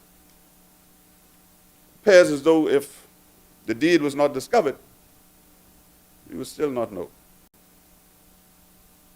And I think it had to come out because the central bank made known their displeasure. and forced a memorandum of understanding, which in that memorandum of understanding, I hear people say this, loan. Well, don't call it a loan. Call it a liability. Call it a debt. Call it anything you wish. But I know it has to be repaid to the central bank. By any other name is borrowed from the central bank. And it must, as I say, vehement phraseology, borrow. It has to be paid back. And I think the memorandum of understanding was not correct. I don't know if it was tabled in this place, but what I saw, it has a date due for when that money should be given back. Yeah, these are rough times. These are rough times. These are rough times, and the government got to survive. The people of Bahamas got to survive. So with the greatest of respect, we need no long running on in here. I ain't gonna stay long. Because I don't see this as a legal argument, right? I see this as an argument of facts and fiction. And lawyers, be they ignorant or not, they look at issues. The lawyer will look at the issue. And what is the issue before us? The issue before us is the legality of how you got the money. Didn't matter what you did with the money. Didn't matter, what you wanted to do with the money. Didn't matter if you could access the money. But the issue is, did you access the money legally and lawfully? And we say you didn't, because that's why we're here today. The government acted per its modus operandi since the time it came to office. And I'm afraid for this government. I'm afraid for some of my friends in this government. You do as you wish, despite the strictures of the law. You wipe your mouth, and you move on, even if it means dragging the rest of us behind you while screaming and hollering every step of the way. That's a sense of entitlement. Doesn't matter what the law says. Put out the tenders for procurement. Doesn't matter if the law says that. Make some excuse and then just keep putting out stuff, and then doesn't matter what the law says. Paying people under the table. Nobody know how much they're getting. They aiming people money, Madam President, They aiming people money. just The chair recognizes Senator the Honorable Darren Pickstock. yeah, Madam President, I stand on a point of order. The member seem to be indicating that the government is paying somebody under the table, and that is improper. And so, if the member has some evidence of anybody being paid under the table, please, he should, make it clear. Otherwise, just withdraw the statement. Yeah. Thank you. Anytime Thank you, Senator Fox. Senator Pickstock. anytime you can settle lawsuits, and the Bahamian people can't know to this date what you gave each individual. That under the table, man. No. That under the table. That Senator under the table simply means you can't see it. Senator Simply means you can't see it. Handfield. If I could look at it and see it, I'd Senator- pull it out and say, well, this is what so and so got. Senator Handfield, I'm speaking. Can you please yield? Yes, my lady. Thank you. The connotation that you made with respect to paying under the table, it's an improper imputation. Because it leads to, or it implies something illegal and untoward. I know the philosophy of my. I am going to ask you to, So can I call them secret payments then? Is that acceptable? I think you need to call it for, if you're referring to it, let's call it for what it is. But I am going to order that secret, that payment under the table is struck from the record. So if you want to address it and find another I term, believe it's a then we secret should. payment because ain't nobody know to this date. Only certain people know. And I don't, when I look at, Senator Handfield. when I look Senator at Handfield. approach, my friend, Senator I don't Handfield. agree with that. Senator Handfield, I'm speaking. Yes, ma'am. Thank you, sir. So, thank you, Senator. So I'm going to strike from the record payments under the table, and I would appreciate if you would rephrase that. I'm in your rephrase court. that. I Thank shall you. act as you say. I'm in your court. I enjoy your coverage. Well, the payments were secret. They were secret. They were secret. They were secret. They were secret payments. Madam President, again I stand On a point of order, improper imputation by, I mean, if he knows of any secret payments, he's referring to payments as being secret and really inferring that something nefarious happened. I would ask that he would also withdraw his characterization of those payments, Madam President. Agreed once again that it's an improper imputation to use the word secretive. Senator Henfield, can you please withdraw? Can you please withdraw? Use another term. Let me tell you why they say. Let me tell you why they say they kept the payment secret. Henfield, They said. No, this is what they said. This is what they said. They use it here. They use it here, right? Senator Henfield. Senator Henfield, is there something that you can refer to where there's a direct quote that said that the payment was No, secret? no, I cannot and I will not. Okay. The payments were secret. Okay. They were under the table. I still don't know what they are. I'm going to order that is struck from the record. I cannot. The use of the word secret and under the table. I cannot. Please proceed with your contribution. Thank you.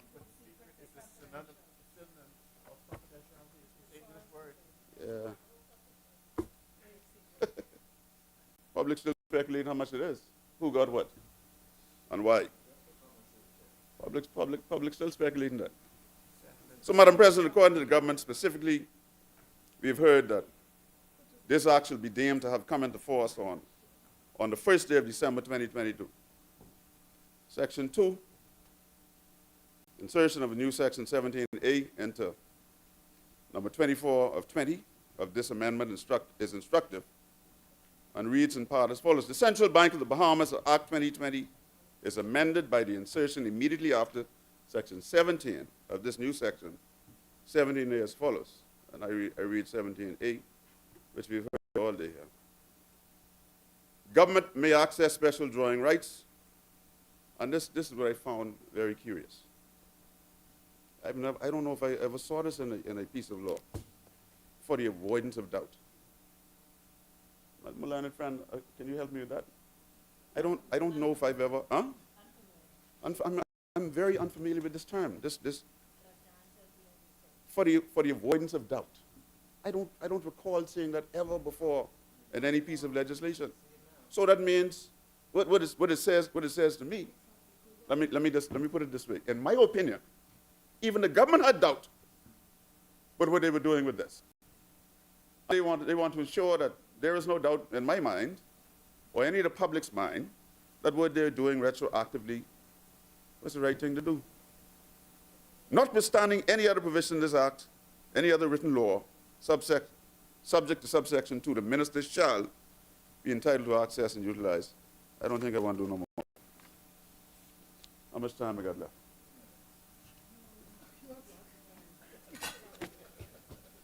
So Madam President, we don't see this debate, at least I don't, as some technical legal argument, I don't see it that way.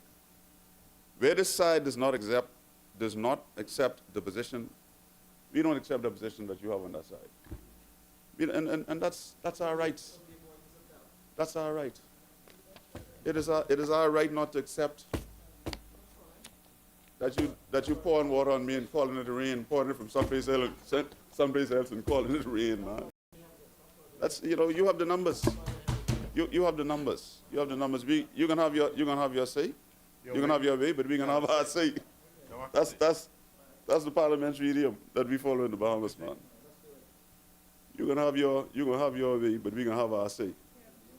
And it's amazing to me. I've been in this place now. And I spent 4.5 over there. Almost 2 here. Right? And the metamorphosis that you see that happens in governments. It happened to us. Right? The metamorphosis that takes place. Right? So you get to the point that I made this point here on Monday, Tuesday, I think it was. You get to the point where you can't hear nobody else. And I don't know if we drink the Kool-Aid or what it is. I don't know what it is, right? But we come up with the strangest reasonings and rationale and call other people ignorant. Say they don't read, they don't study, because they don't see it your way. Mind you, all us graduate from university, you know. All us pass the bars. Can't pass the bars and stuff if you don't read, man. No, I passed the bars in the Bahamas. I didn't go to one of those inns in England. I passed the bars in the Bahamas. And the Caribbean has a very tough bar to pass. Very proud of my disposition there. And so, Madam President, we don't see this debate as at least I don't, as some technical legal argument where this side does not accept the position of that side. You know, we submit that if what the government did was above board and legitimate, we wouldn't be here today. We wouldn't be here today putting in place retroactive law to legitimize what was done. For me, it's just that simple. That's a simple argument for me. You ain't got to get into all that technical gymnastics and the rest of it. What the note from the IMF says, what the note from the central bank says about the modalities of the use of these funds. You ain't got to get into all of that. The simple conclusion to me is that we are here today because you unlawfully and forcefully extracted from the central bank these funds. Unlawfully. If the government could safely access the SDRs without more, we wouldn't be here today having to ratify their deceitful behavior with public funds. Madam President, on this side, we sense the anxiety of the central bank, which from our summation was not at all comfortable with the government's decision to draw down on the SDRs. That's why they required the government to do an MOU. And that's why they offered the government, they showed the government, you know, this is our legal opinion. You have your lawyers, we have our lawyers. Our lawyers say we don't think it's safe. The government says it's safe. And I can tell you some sharp lawyers in this government. Very sharp King's counsels. And so what they did, and I'll repeat this, you know, in case you miss it. So what they did was brilliant lawyering, you know, brilliant lawyering, right? So you go in and you bring a retroactive law after you and do what you want, and then you bring it to your court. Have your judge and your jury approve it. Brilliant, brilliant. But Bahamian people ain't missing that, you know. They ain't missing that.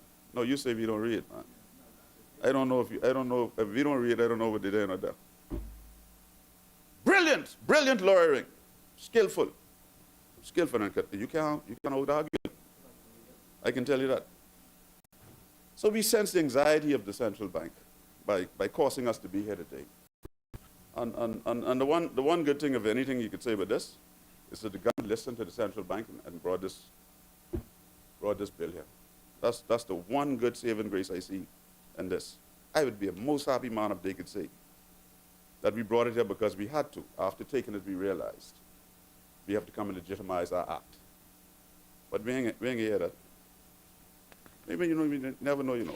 You have Senator Halkidas here. As reported by Neil Hatnell, Tribune business editor, on the 25th of April 2023, under the heading Central Bank Warned Over Government Lending Limits Breach, it is stated that the Memorandum of Understanding MOU between the government and the central bank, which facilitated the transaction, shows the alarm was raised by the latter's, meaning the bank's, external legal advisors, to such an extent that the Central Bank Act had to be amended out of an abundance of caution over the SDR deal. So our position in this regard is not novel. Our position is not novel. Our position is the same taken by the external legal advisors of the central bank. So I guess they're ignorant too. They don't read. They read. They read what the IMF said about how to use these funds. The external lawyers, who I believe are foreigners, I don't know. I think they may have been. They're not foreigners. Okay. Okay. Well, anyhow, they gave their opinion. They gave their opinion to the central bank, and as good counsel would do, they asked the central bank to err on the side of caution. If you ain't sure what's happening, yeah, let's protect yourself. Let's err on the side of caution. The government lawyers say otherwise. The report goes on to quote my learned colleague and friend Kwesi Thompson, opposition spokesman for finance, as saying this, and I write to the end now, and I quote, "Clearly the government was caught red-handed and is now bringing legislation in an attempt to wipe the slate clean from their breaking the law. The fact that you are bringing this now and making it retroactive to December is only proof of your breach." Madam President, as I take my seat, I caution my colleagues opposite. You know, there's a saying about power being absolute. Then you have it, you know. Caution my colleague opposite to slow down with that. Not because you have the power to act and do as you please. Well, you know how they coming. You know how they coming when the people will judge, as they judged us. Right? No, I'm not reeling for it. I believe in democracy. The voice of the people, one good man said, in 1992, one good man said, the voice of the people, the father of the nation. Of course, me even ain't acknowledge the father of the nation. You know, and Black Tuesday. And that noble fight undertaken on behalf of the majority of the Bahamian people, of which the FNM was a part. Sir Cecil Wallace Whitfield, right? Sir Arthur Folks, some others of them, Maurice Moore and all these fellas. May have been there too, I'm not sure. My good friend, I got to call him and ask him, right? And so I see some light at the end of this tunnel, you know, because I see now that we're beginning to acknowledge in this country that not only members of the Progressive Liberal Party fought for the freedoms and rights of the majority of this country, and that's a good stride. That's a good stride.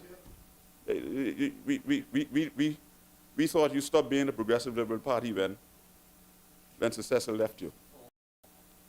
Sir Cecil was no longer convicted that the Progressive Liberal Party was the one that he started in. So he formed the new PLP. Formed a new, So it's the PLP so and the new PLP. he formed a new PLP. The free PLP. How much more time I got while these fellas distract me? Thank you. So, The free PLP. so he formed the free PLP, Start calling them again. and then he realized he wanted no more association with that. So he called himself the Free National Movement. And the movement is because we have a big tent, we take you as you come, you know? That's what the movement is. That's what the movement is, you know? And so, Madam President, I caution my colleagues opposite to try and follow the law. Try and constrain yourselves from just arbitrarily acting as you feel, as you will. Constrain yourselves. You don't hold the bully pit on lectures. You stood there and proceeded to lecture us for a good 15, 20 minutes. Good 15, 20 minutes. But you know, you have this a priori concept. You've probably been to school in England. I only been to school here in the Bahamas. Unless I meant, I'm sorry, Senator. You have this a priori concept that is your way or no way. It's the right way, you know? You got BTE behind the name, right? I've been there, but to study naval science, not law, right? And so I caution my colleagues on this side, on the other side, to restrain yourselves. And at some point, you're going to have to take responsibility for governance. You're going to have to fix NIB. And at some point along the way, I realized this in our term at a certain point. I believe the clerk remembers this in our sitting in that parliament. At some point, we could no longer blame the PLP for mistakes. The people didn't elect us because of mistakes the PLP made. Maybe that was a part of it. But the people elected us to do better. They elected you to do better. You can come here now, this is almost 2 years now. I mean, you won't blame us and all for this today. Well, say we ain't read. At some point, you're going to have to take responsibility for governance and govern the country. Stop obfuscating and pontificating and calling people names and looking for this blame and that blame, that's beneath you. The Bahamian people in its totality who voted had the confidence that you could make the Bahamas a better place. So far, you're all in on a good wicket. You're all in on a good wicket. Spending plenty of money traveling and plenty of money partying. But you're all in on a good wicket. We wasn't the only people who had them locked down, you know. The world was locked down. The world was locked down. And history will judge, you know, history already judged, because apparently we were fired because of that, right? But at some point, you're going to have to govern. At some point, you're going to have to make and take tough decisions. Passing legislation is one thing, but passing legislation to help people is another thing. You know, I go home to Abaco and people asking me all the time, what happened to the monies committed by the DRA to help us rebuild our homes? What happened to that? All the time they ask.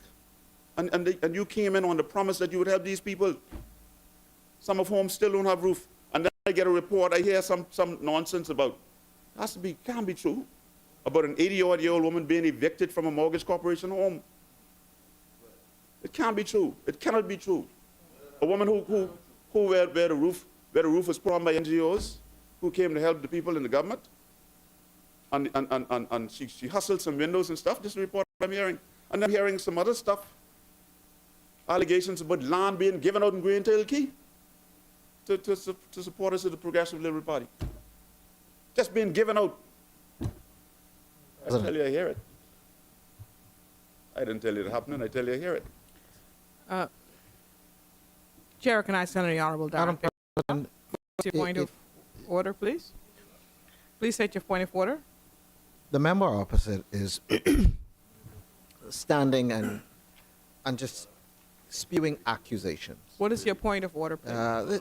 Just improper imputation. He's implying that something nefarious is happening in Turtle Key and wherever and the like. He does not have any evidence, not an inkling of evidence to support that. Madam President, we have to take the high road in these chambers. People are listening to our debate in these chambers, and we have to be accurate when we speak. Okay, thank you. Thank you, Senator Pickstock. Senator Darren Henfield? You mentioned something earlier about I got Green Turtle Key. an information from a resident of Green Turtle Key, more than one, who indicated to me that Crown land is being disseminated to supporters of the Progressive Liberal Party. Okay, do you have anything to lay or anything No, I don't wish accurate to lay support? nothing. I don't wish to lay nothing. But I put it there, and so you deny it. You say it ain't true. Get up and say it ain't true. Get up and say it ain't true. He also said it may be true. Senator. But you think I can happen what I hear? Senator Henfield. Senator, order. Senator, please address the chair. Tell him, Mike, tell him to leave me alone so I can sit. Senator Henfield, please address the chair. I just want, just for clarification, Senator Henfield, did you previously say that it may or may not be true? Is that what you said? But I said I haven't verified it yet, but I've gotten calls and messages from citizens in Green Tail Key, more than one. One a pastor. I don't want to call his name. Good man, right? Good man, you know. Yeah. Good man, right? And I say these things so the government please can look proceed. into them. I didn't say this to cast no aspersion. I don't believe no right-thinking government will do that. You know, and the pastor went on to say, you know, he say, Darren, he say, son, he saying this land is being given to people who are not from Green Tail Key proper. And they find that extremely odious, that someone would come to the Key. Well, we still don't know. All you got to do is deny it. All you got to do is deny it. All you got to do is deny it, man. I don't have much more time. I'm trying to wrap up. I don't have much more time. Yeah. And so I say these things for the government to look into them. Right? To look into. That's the only place we have to, for the people to know that we're speaking what they ask us to speak, which is our job as the opposition. right? When people make reports to us, it is our duty. It is our duty. Man, you ain't want to go there, man. You ain't that type of fella, man. Order. It Order. is our duty to represent the views of the opposition when they give us things to come. Their view is that the PLP giving land to the supporters. That's their view. Yeah, that's their view. That's their view. That's their view. Yeah, your view is always welcome, man. Brother Duncan, your view is always welcome. That's their view, and I want the government to disabuse them of that view. Because all you got to do is say, no, it's not so. Yeah, it's only way, this the way they know I talking, and you, the government, hear me talking. That's what this is all about. Well, it's a good thing you're all in control in this clock in here. Everybody talking about my time. I never hear no more thing but time. Madam President, with that, I thank you for your indulgence. And I rest. I thank you. Thank you, Senator Henfield, for your contribution.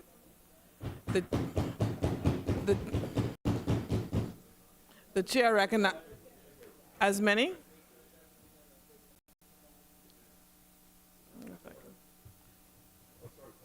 Chair recognizes Senator the Honorable Michael Alcides. Thank you very much, Madam President.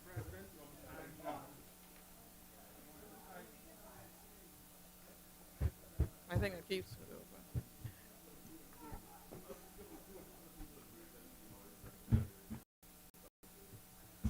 Thank you very much, Madam President. For the wrap-up, I want to thank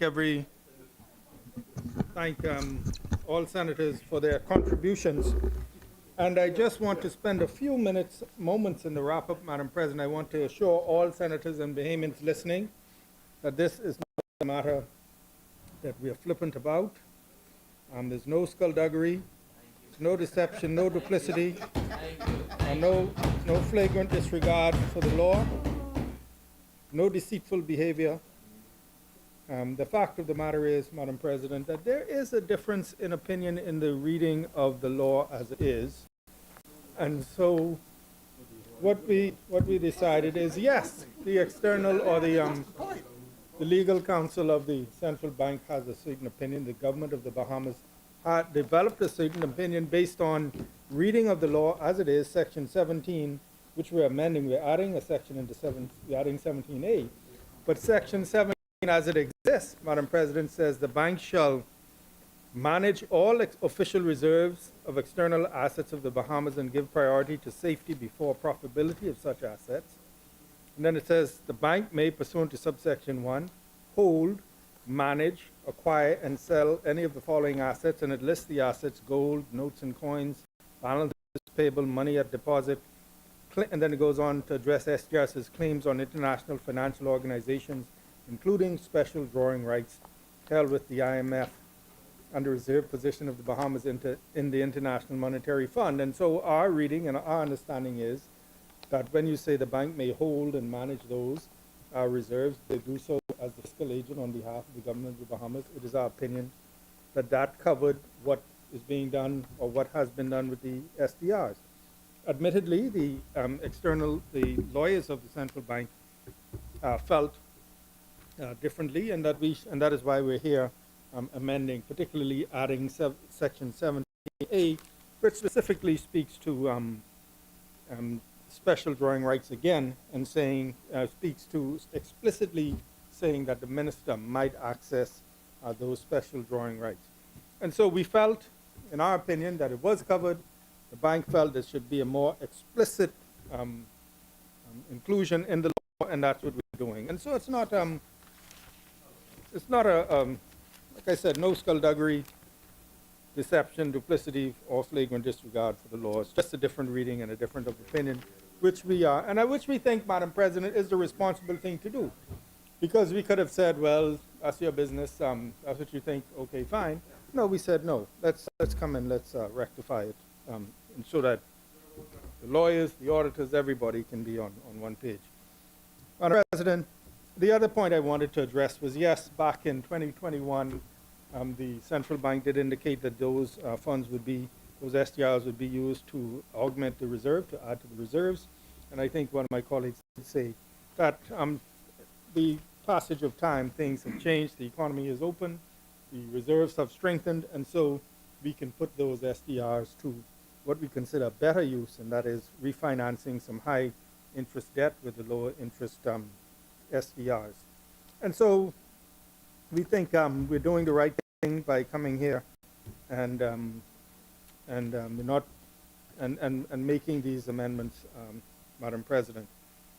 And I just want to say as well, the point was raised, and a few members referenced NIB and the position that NIB potentially finds itself in, and one senator says he doesn't want the central bank to end up in a position of the NIB vis-a-vis the reserves.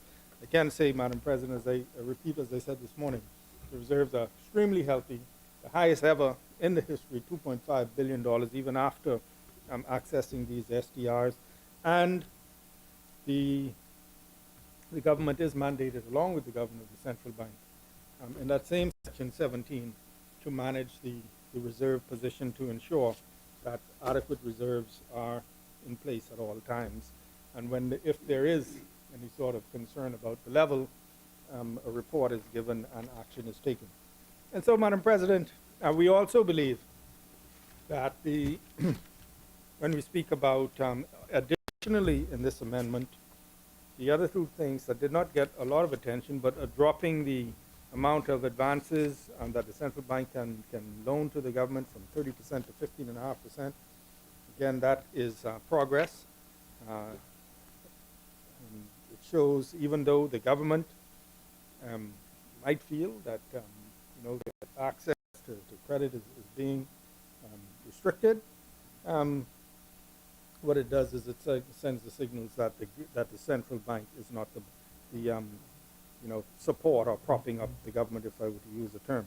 Madam President, and then as well, the other two we expect, the issue in terms of the central bank not being able to participate in the primary market, but get involved in the secondary market will address some issues that some of the local financial institutions had in terms of pricing, et cetera. And so, Madam President, once again, I just want to thank all members for their contribution and ensure the Bahamian public that we believe, like the lawyers say, we verily believe that we are acting prudently in terms of managing their affairs and putting the assets that we have at our disposal to maximum use for the benefit of the Bahamian people. And so, Madam President, with those few words, I would just, commend the amendment to all colleagues, and notwithstanding solidarity and party discipline, I would make one last appeal to members opposite to see the wisdom in supporting the amendment. No, I understand that position you're taking, but to say, Madam President, we believe. We believe that given the circumstances, given the difference of views, that it is prudent to come and do this amendment, and that is what we're doing. And so, Madam President, I move for second reading and committal for a bill for an act to amend the Central Bank of the Bahamas Act.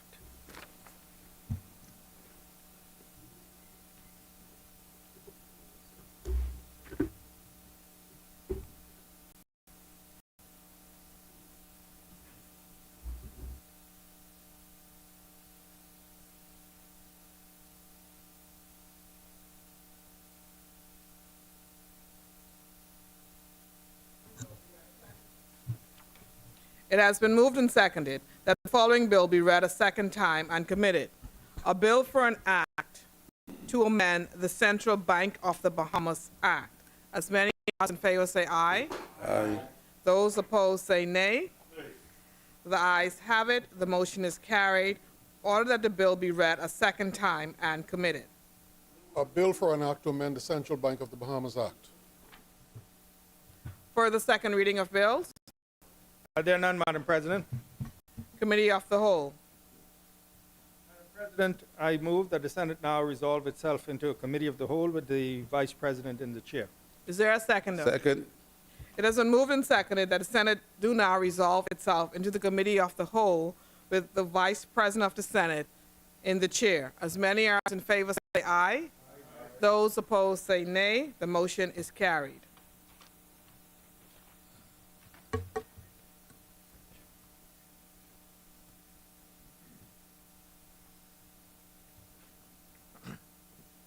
Committee of the Whole.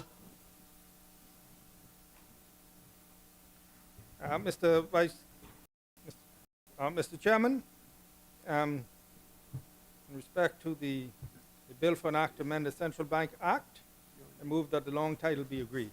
Is there a seconder? It has been moved and seconded that the long title of the bill be agreed. As many are in favor say aye. Aye. Those who oppose say nay. The motion is agreed. Mr. Chairman, I move that the short title be agreed. Is there a Second. seconder? It has been moved and seconded that the short title of the bill be agreed. As many are in favor say aye. Aye. Those who oppose say nay. Nay. The motion is agreed. The short title is agreed. Mr. Chairman, I move that clauses 2 through 5 be agreed. Second. It has been moved and seconded that clauses 2 through 5 of the bill be agreed. As many are in favor say aye. Aye. Those who oppose say nay. The motion is agreed. The motion is carried. Clauses 2 through 5 of the bill are agreed. Thank you, Mr. Chairman. Mr. Chairman, I move that the bill be now agreed in its entirety. Second. It has been moved and seconded that the bill be agreed in its entirety. As many are in favor say aye. Aye. Those who oppose say nay. The motion is agreed. The bill is agreed in its entirety. Mr. Chairman, I move that the President do now take the chair. Second. It has been moved and seconded that the President do now take the chair. As many are in favor say aye. Aye. Those who oppose say nay. The motion is carried. Madam President will now take the chair.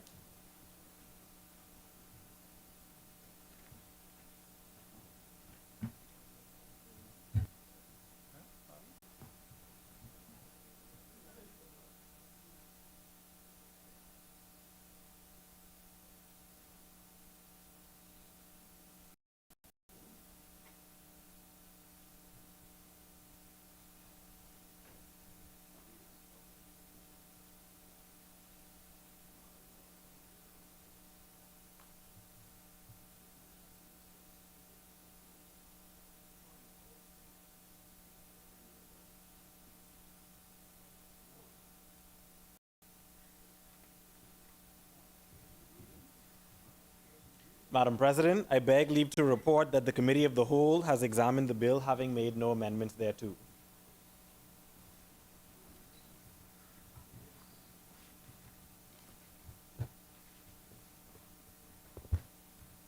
Honorable Senators, the Vice President of the Senate and Chairman of the Committee of the Whole has reported that the committee has examined the bill, having made no amendments thereto. Third reading and passing of bills.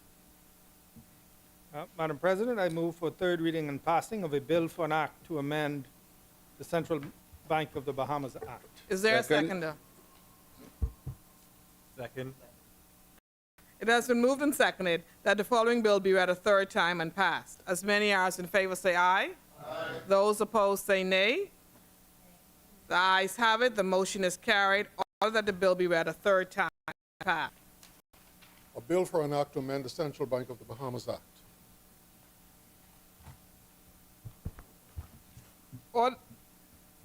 Order that the bill do now pass and the title thereof declared to be the Central Bank of the Bahamas Amendment Act 2023.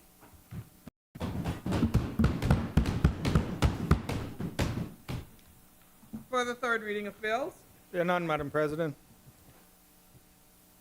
consideration of a House amendments, resolutions, discharge of select committees, notices for future meetings. Madam President, I would like to renew all notices standing in the name of the government. Orders for clerk, adjournment. Madam President, I move that the Senate at its rising to adjourn sine die. It has been moved and seconded that the Senate at its rising, do adjourn, sine die. As many as in favor say aye. Those opposed say nay. The motion is carried. Final adjournment. Thank you, Madam President. Madam President, I move that the Senate do now adjourn. It has been moved and seconded. I'm sorry, is there a seconder? Second. It has been moved and seconded that the Senate now adjourn. As many as in favor say aye. Those opposed say nay. The motion is carried. The Senate stands adjourned. Sine die.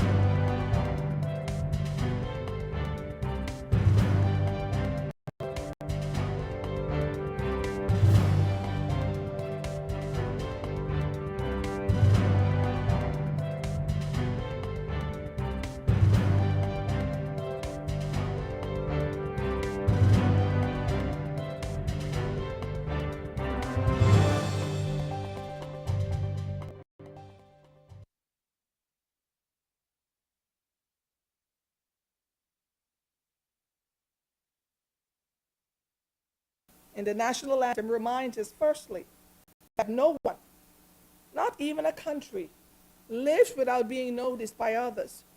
We would like at times to be invisible or to fly below the radar, but it is not possible.